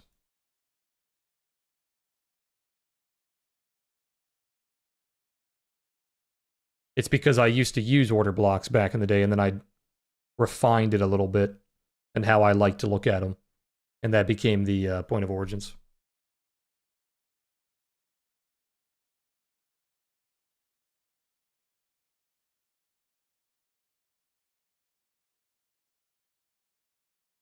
Like I said, guys, no change here. 2-directional market, chopping around the POC, 30-minute candle showing no directional bias.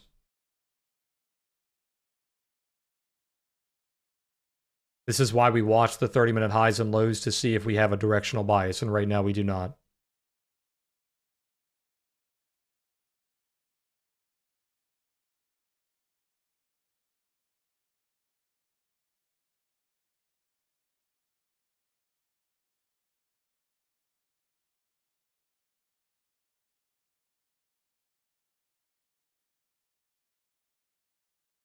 I can't tell you how to trade, man. I can't tell you where to put your stops and stuff like that. You got to come up with that on your own. But what I will say is stops around like VWAP or POCs are dangerous because they are magnet levels. They like to pull price back into them. VWAPs and POCs are best used as targets. With the exception of VWAP, there are entries on VWAP. Obviously, we talked about that yesterday.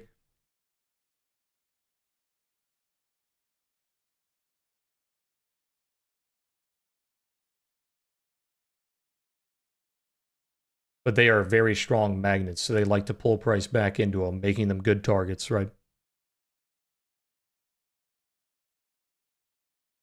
Bouncing off VWAP here, still failing to rotate. You still have a very slight bullish bias here. The candles are not showing a bias just yet, but the reaction on VWAP and the continued buy pressure before you get to the value low is showing you a slight bullish bias. You are failing to rotate back to those lows.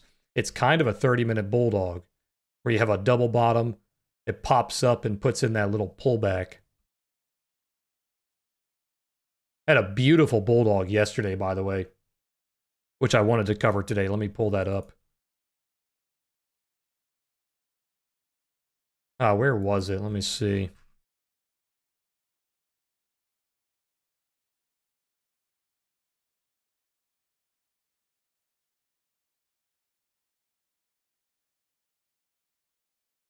I think it was this one here. What time was that? Yeah, about 2 o'clock. That's right there. So I'll show you here. Where's VWAP?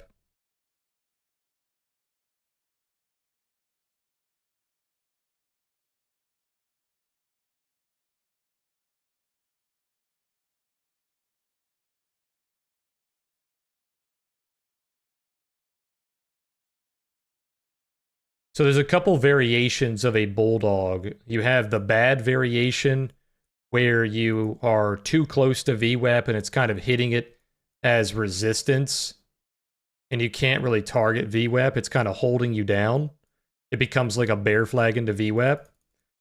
You have a good variation where you're putting the head of the bulldog above VWAP and you're kind of using it as support. That one's not too bad. And then you have another good variation where you're so far below VWAP that you can target VWAP instead of it holding you down. So this one happened right here. We had that double bottom, popped up and put in the pullback. The pullback was a little deep on this one, but then it eventually went up. You could have said that this was the bulldog as well, so it kind of depends on which one you look at. This bulldog is pretty good. This one is a bit dangerous. So the bigger bulldog is better. They both are bulldogs, though. They both have double bottoms, and they both have pullbacks. This one just has a very deep pullback. So this is a double bottom as well. That puts in a pullback. This one is better.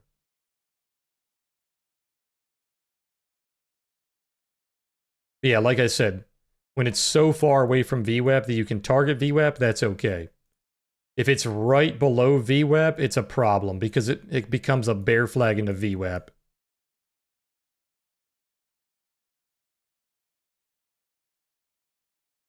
If you guys want to learn more about that, just type in Bulldog on my channel. I have a longer video that explains the exact way to trade that. That was just a little snapshot.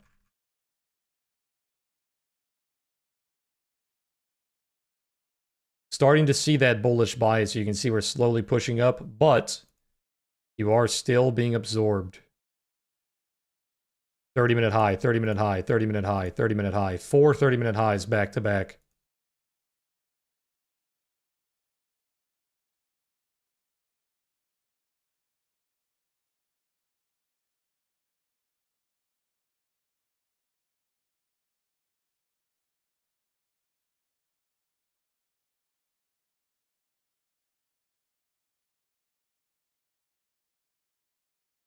I can't make a video on significant levels because it would be encompassing everything that I talk about. Because pretty much everything that I talk about is a significant level. VWAPs, value highs, value lows, overnight highs, overnight lows, absorption levels, delta clusters. I mean, you name it. Like literally every single technique that I teach can be used as a significant level. And the other reason I don't make videos on that is I do that every single live stream. So every single morning when we make our trade plan, I give you guys my significant levels and why they are levels. So basically just watch the live streams and you'll pick up on it.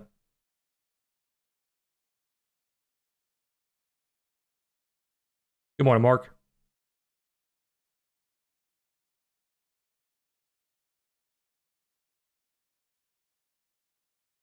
We do the trade plans every single start of the live stream. So like the first 10 minutes of the live stream.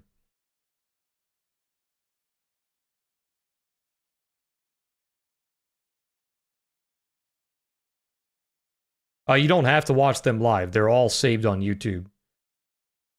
I unlist them after about a week or so. You can find them on Twitter. If you go to my Twitter, I post a going live link every single day. Very rarely I forget to post it. But yeah, you can find all my live streams there. One thing that's very annoying, guys, is YouTube is doing this really annoying thing. Once they change their ads, every single time I end my live stream, they are automatically putting like 15 to 20 mid-roll ads into my live streams, and I have to go in and manually turn that off every single day. So if you guys are seeing mid-roll ads on my live streams, that's why. Until enough people complain about it, they're not going to change it, unfortunately, so I'm just going to have to do that every single day now. It's really stupid.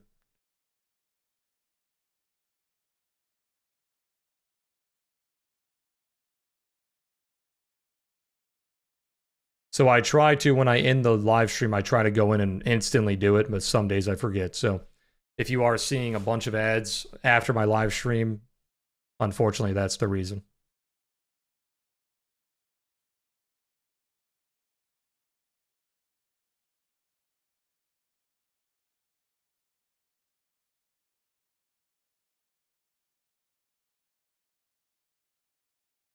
My live streams always start at the market open, basically. So whatever market open time is for you guys. My time zone is Eastern time. I have a clock on my top right. You can see my time.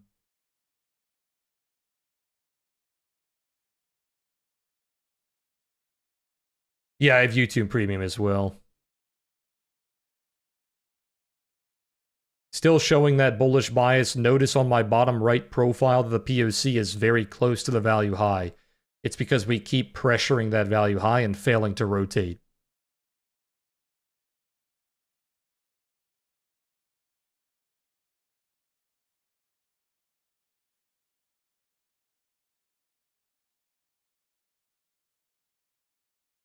Oh, my ad money is long gone, man. My ad money is used mostly for your guys' raffles and whatnot.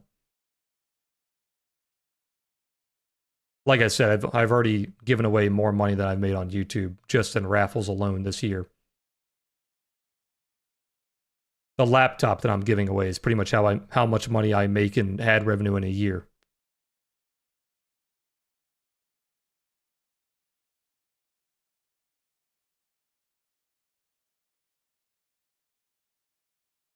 No, David, I don't do that style of content, man, because I don't want to be an influencer. I don't want to uh, make this a personal journey. I don't want to talk about my personal life or a lot of my personal trading or anything like that.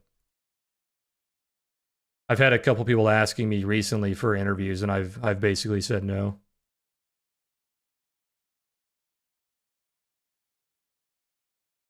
I think enough trading channels do that. If you guys like that style of content, you guys can watch those traders. I'm not a very I'm not a very open person. I don't talk about my personal life a lot, even with my close friends and whatnot. I don't get into a lot of personal stuff.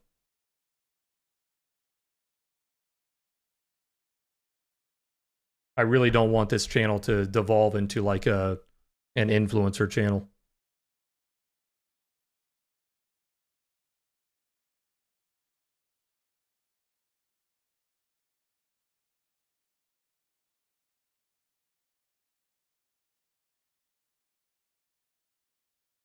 You guys will never see me doing like meet and greets or anything like that. I'm not going to be hosting things in Vegas for us all to meet up, and that's just not for me, man.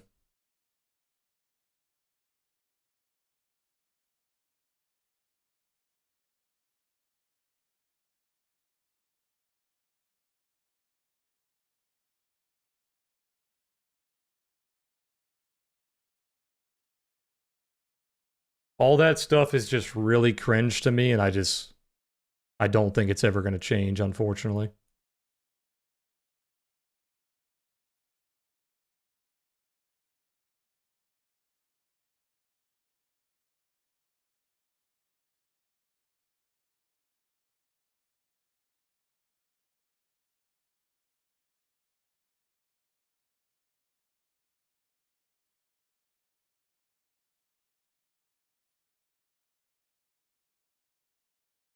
Lee, if that's like a passive aggressive comment on me having an Apex affiliate ship or something, then kind of a bad comment, but I don't think that's what you meant. This is kind of worded poorly.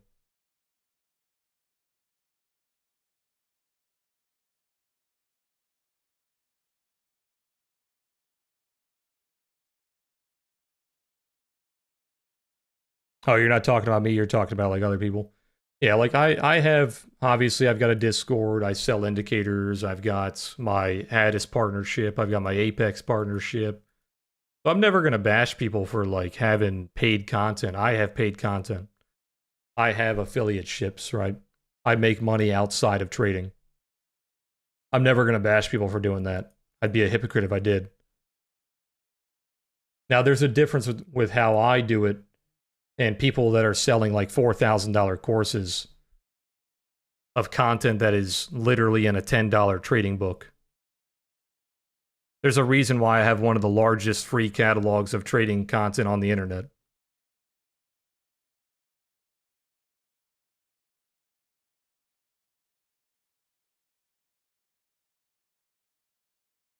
But yeah, that's why I think it's funny when I'm not saying you are, but when people try to call me out for having paid content, they obviously haven't taken a look at my channel. There is very few channels on YouTube that have more free content than me.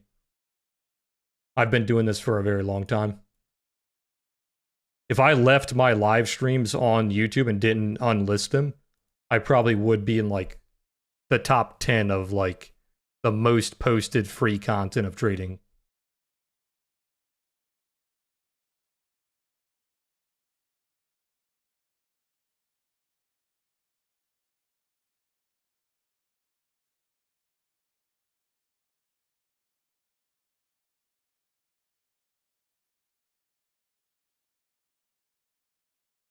Yeah, at the end of the day, I think my time is valuable. I put many, many hours into this, so of course I'm gonna have some free or some paid content. I mean,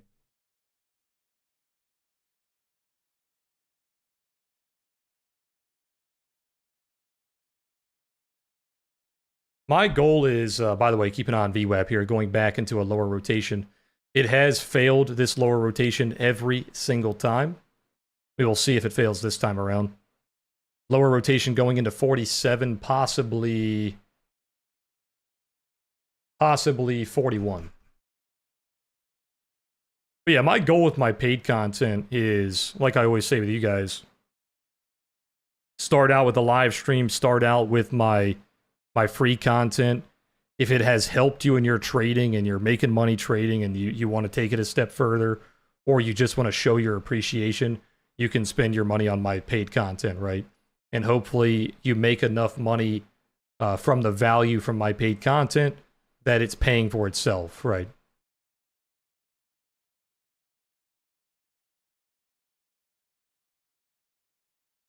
It's all about time in, money in, value out, right? If you're putting the time in, you're putting the money in, you're not seeing that value, then don't do it.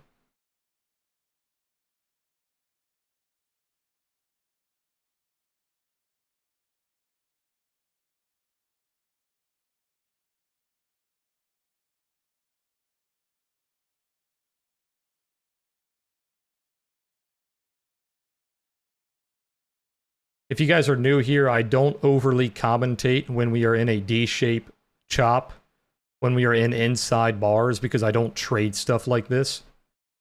This is very, very choppy. Hanging out around the POC. So if you're wondering why I'm just like off topic a lot, that is why.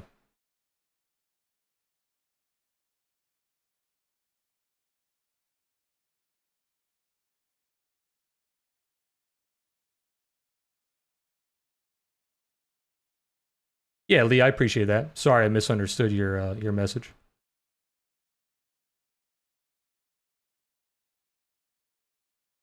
Usually, if a message is like semi passive aggressive or like leaning negative, I always take it a negative way because of just what I've dealt with over the years on streaming.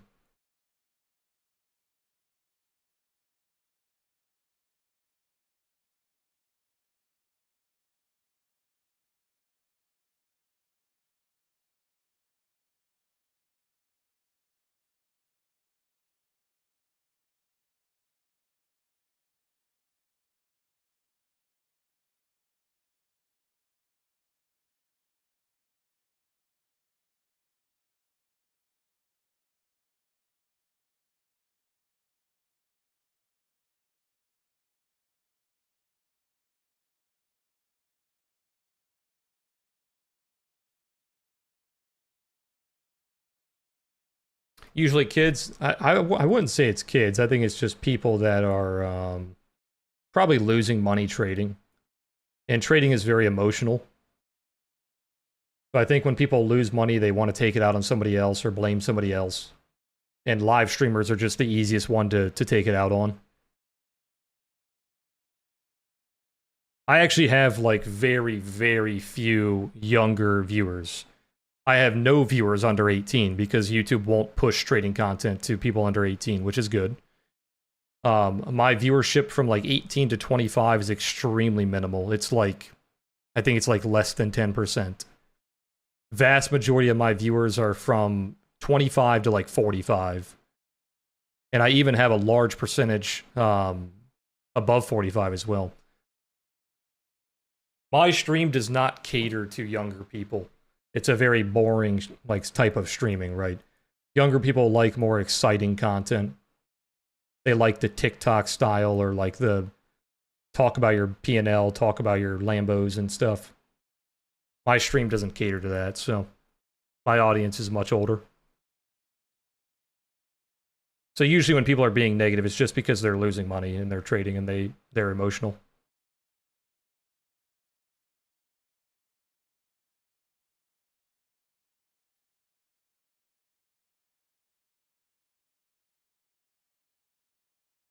That's awesome, Chebby. Yeah, if you guys are younger, that's awesome, man. I got into trading very young as well, so It's not like I don't want you guys to watch. I'm just saying that I don't cater to the normal young people.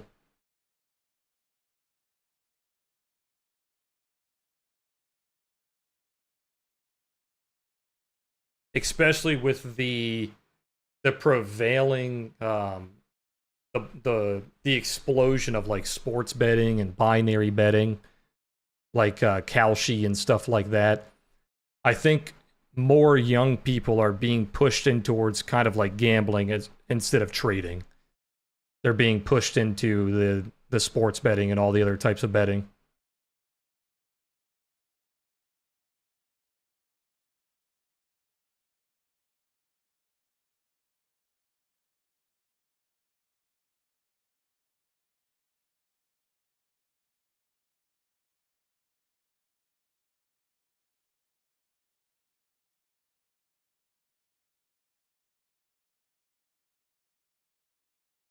Okay, this is the first time we're actually seeing sell pressure below this node around like 55 to 52. We did see it in the last candle, but it wasn't really holding any pressure here. Let's see if it can actually hold. Keep an eye on that rotation going down to the value low. That's where it starts to trigger a lot of sell pressure if it stays below that value low at 47, which is also the 30-minute low. You are still an inside bar right now, so there's no change in structure just yet.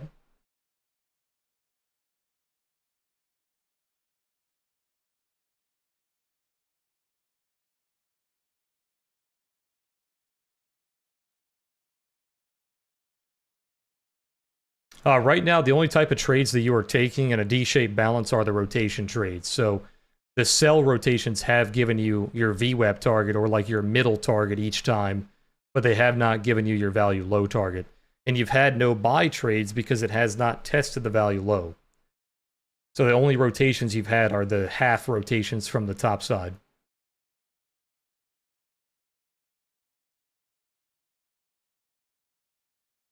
We'll see if it can hold below the value low here.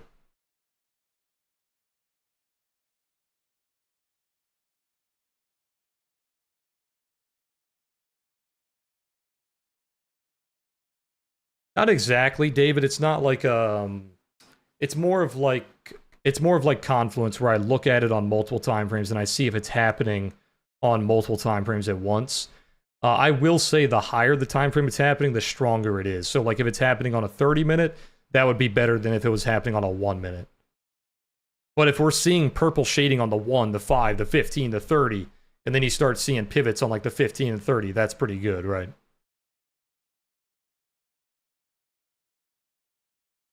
That's the cash value low. So the cash value low is 47. The actual value low is lower. It's around 41 and a half.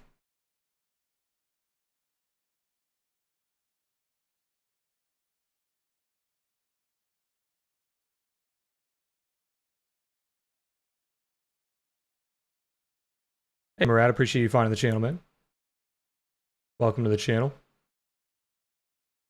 Yeah, YouTube's in that phase where it's actually pushing my content, so I'm seeing a lot of new names in chat. I appreciate you guys hanging out. If you guys enjoy the content, hit that like button. Be sure to subscribe. If you guys are brand new to my content, you found my channel at a perfect time, because I literally just started a series for people like you that just found my channel. It's called Becoming an Apex Trader. Be sure to check that out. There's a playlist for it on my homepage. It's only about, it's a little over halfway done. We're putting out a new video every single week, so we have another video coming out next Wednesday, and then the Wednesday after, then we're done. It's going to be a 5-part series. We're currently on part 4. We just released part 3 yesterday. But yeah, the entire series is for people that just find my channel or they're still kind of confused on how to learn all the content that I teach. And I'm walking them through a step-by-step process of learn this, then learn this, then learn this, right? It's not meant to teach you every little detail. It's more of like a crash course. It's just giving you a taste of like all the stuff that I teach, so then you can go learn the rest of it from my playlist. But yeah, once that series is done in 2 weeks, you guys will have a very good understanding of what I talk about on stream. I use 70 for the value area. 68 is the proper statistical number to use for standard deviations. I've always used 70. I think the very first person I learned volume profile from was using 70, and it just kind of stuck for me.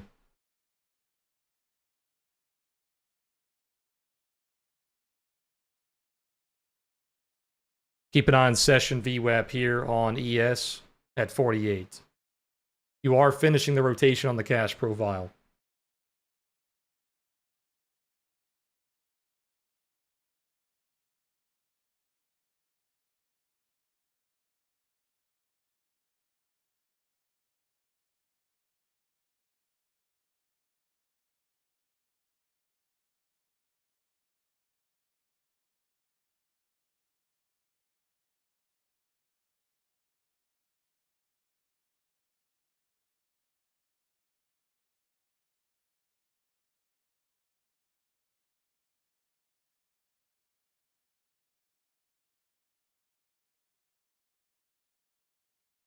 Keep an eye on those 30-minute lows. They are still being protected here. You don't really have a directional bias on the higher time frames, only the scalping time frames.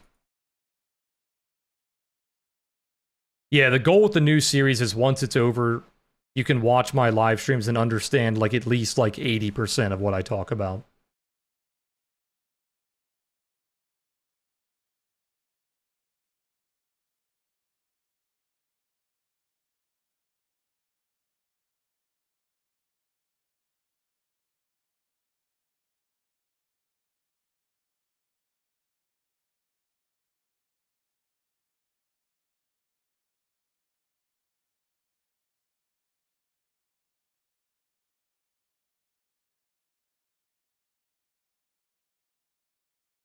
You can see the slight bullish bias right here. Let me show you. So you can see this candle right here, this orange candle. It put in a POC towards kind of the middle of that candle. This candle did not rotate that full candle. It stopped at the POC. This candle, same thing. Stopped at the POC. So the buyers are a little bit stronger here. The POCs are lining up pretty much perfectly with that pivot. So there's a very important level at like 58. So if the buyers can continue to hold above 58, it would look a lot stronger. A very small bias. I'm not saying it's overly bullish. It's just a very small bullish bias.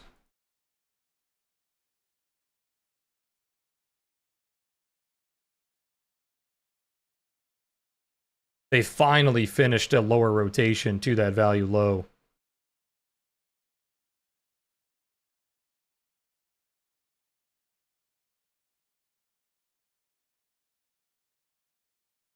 Yeah, it just kind of happened, David. I started my live stream back in 2018, mostly as like a journal. I was just kind of talking to myself. And then people liked the way that I trade. They liked the way that I was talking about these concepts. So they asked me to make a course, which I did. And then from there, we just kind of went into like teaching content.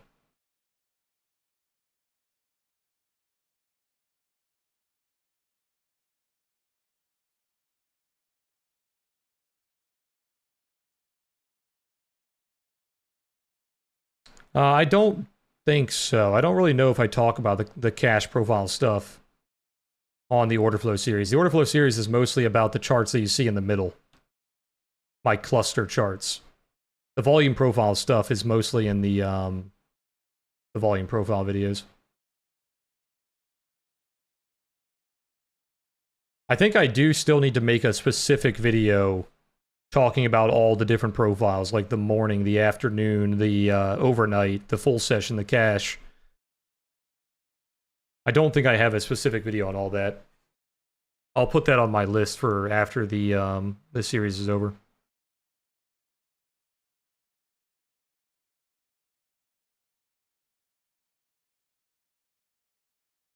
A P-shaped profile on Monday. Let me see. On Monday. Oh yeah, this one. Yeah, so we had a P-shaped profile on Monday. Then we had a micro pullback on Tuesday and Wednesday. Wednesday started as a micro pullback, but then you nuked. And that goes right back to what I said. Micro pullbacks typically do not last longer than 1 day. Micro pullbacks are a 1-day pattern. After that, you typically break and hold above the high, or you break and hold below the low. So it was very weird that we were seeing that micro pullback for like the first half of the day.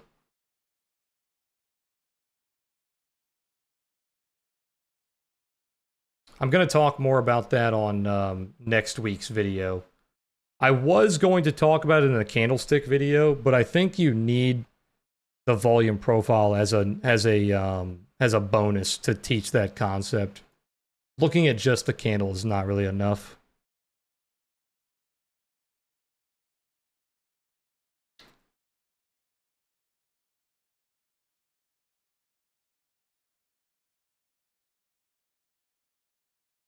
Mauricio, we don't need to talk about stuff like that, man. Doesn't have anything to do with our trading, so it's more so political. I don't really care to see a bunch of people in chat start saying it's the right thing or wrong thing.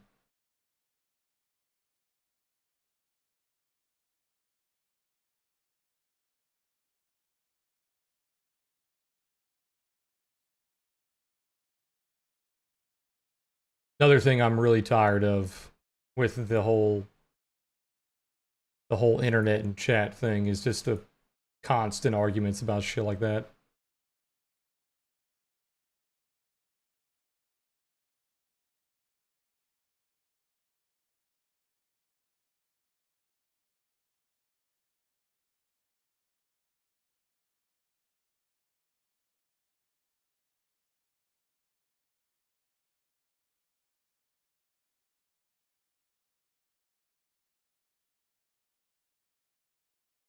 Oh, you're fine, Mauricio. It's not that big of a deal.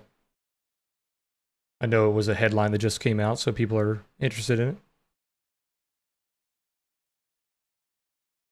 It didn't reach the value low on the full session. That's why there's multiple profiles, right? It made it down there on the cash profile, starting from 930.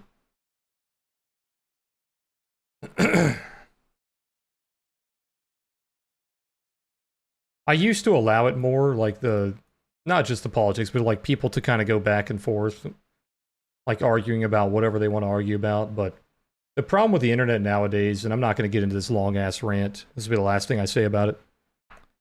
But the problem with the internet nowadays is it does not matter how much you argue, you're just not going to convince the other person of anything. There is no, like, healthy conversation or healthy debate anymore, unfortunately. So I'm just not going to allow it in my communities anymore.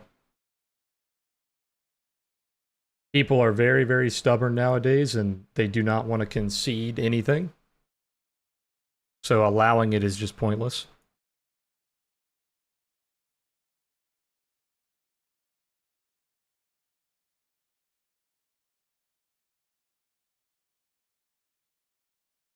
You're using the full session profile. Like I said, there are different profiles.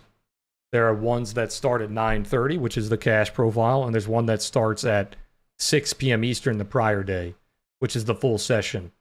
The full session is much, much larger. It takes into account many more bars. So the value area is going to be different.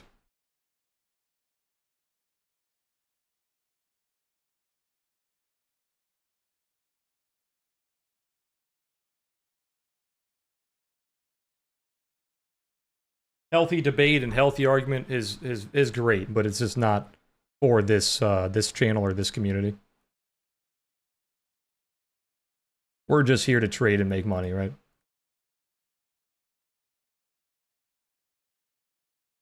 Okay, rotation is completed to the upside. Now are they going to hold outside of rotation?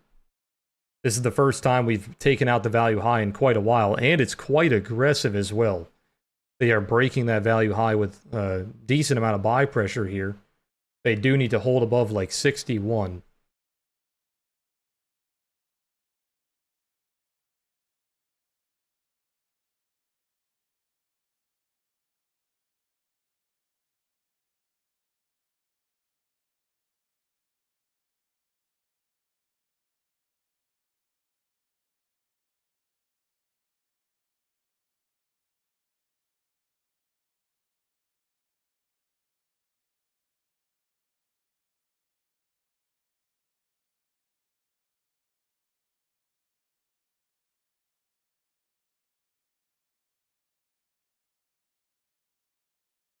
So you can watch this on a lower time frame, you can watch it on a higher time frame, you can watch it on the profile itself.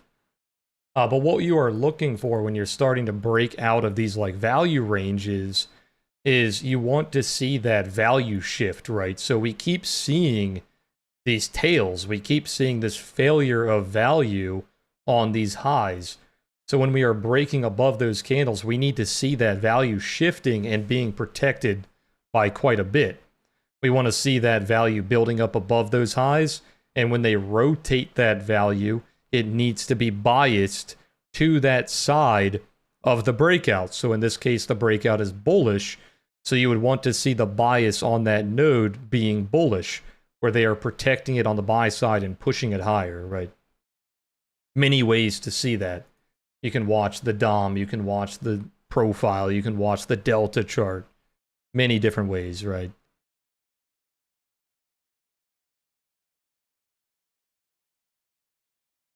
I couldn't tell you, Vaughn. I don't really know what the big boys do, and I don't really try to think about it too much. People always ask me on my stream, like, oh, do you think those are people buying, or those are people selling? Do you think those block trades are opening or closing? And my answer is always the same. I don't give a shit, right? Trying to think about why the big boys are doing what they're doing has absolutely no value in my trading. So it's just a waste of brain power. I respond to what the chart is telling me. I respond to what the signals on the chart are telling me, right?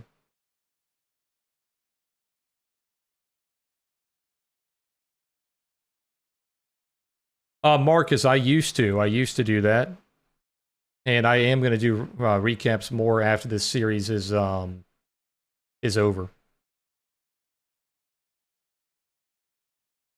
I'm not going to go super in detail into like my exact trades. I don't really do that anymore. But every now and then I might show a few. We'll see. But I am going to go back into recaps after the series is over. We're going back into recaps and shorts very heavily. So we're going to finish up this series, and we're going to go back to those recaps that I was doing a few months ago. And we're going to start pumping out the shorts again.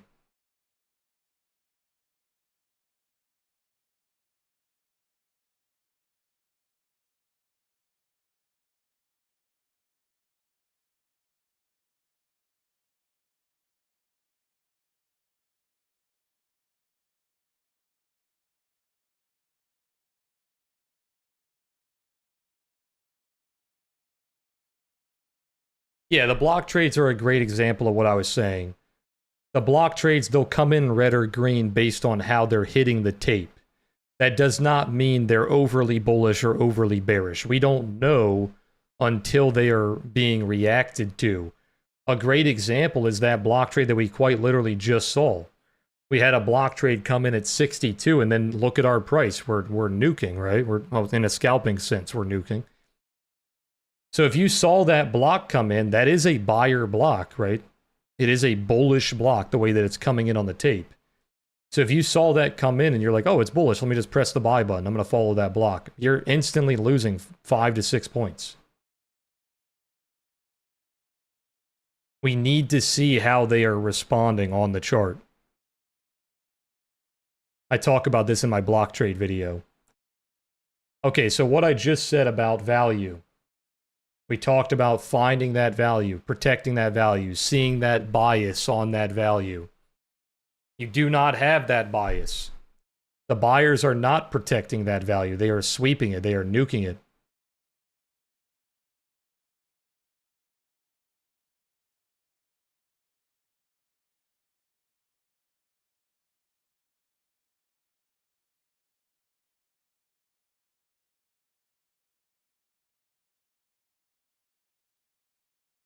This is the problem with inside days. Like I said earlier, the inside days are a bit more unpredictable. You don't know whether it's respecting today's value or the prior day's value.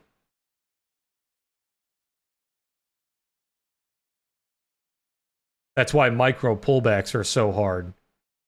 Because they are like the absolute inside day. That like perfect D shape. This is the middle of the day on NASDAQ being protected, kind of a capital B style.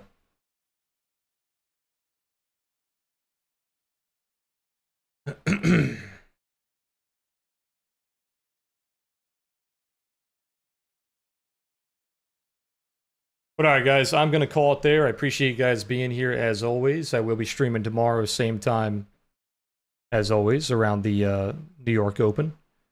If you guys are new to my content, hit that like button, be sure to subscribe. Check out my Becoming an Apex Trader series. We just put out our 3rd video in that series yesterday.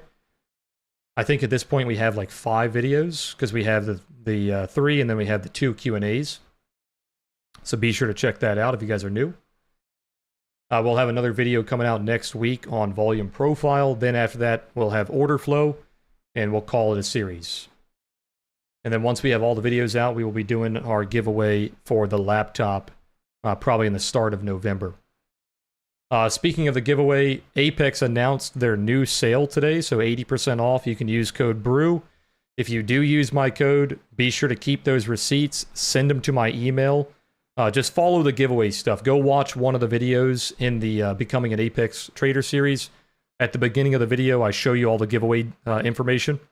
Just follow the information on that screen, and you guys will be good to go. Speaking of giveaways, this weekend I will be sending out another giveaway winner Discord access. So for all you guys that have sent me your tickets for the series, be on the lookout for your email. If you win, I'll send you the information.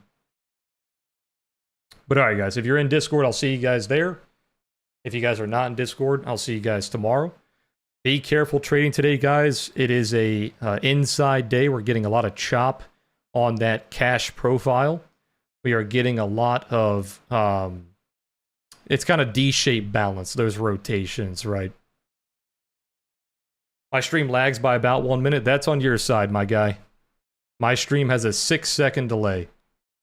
Less than 6-second delay if you have really good internet. If it's more than 6 seconds, that is on your end. But alright guys, I appreciate you being here. I'll see you in Discord. If you guys are not in Discord, I'll see you guys tomorrow.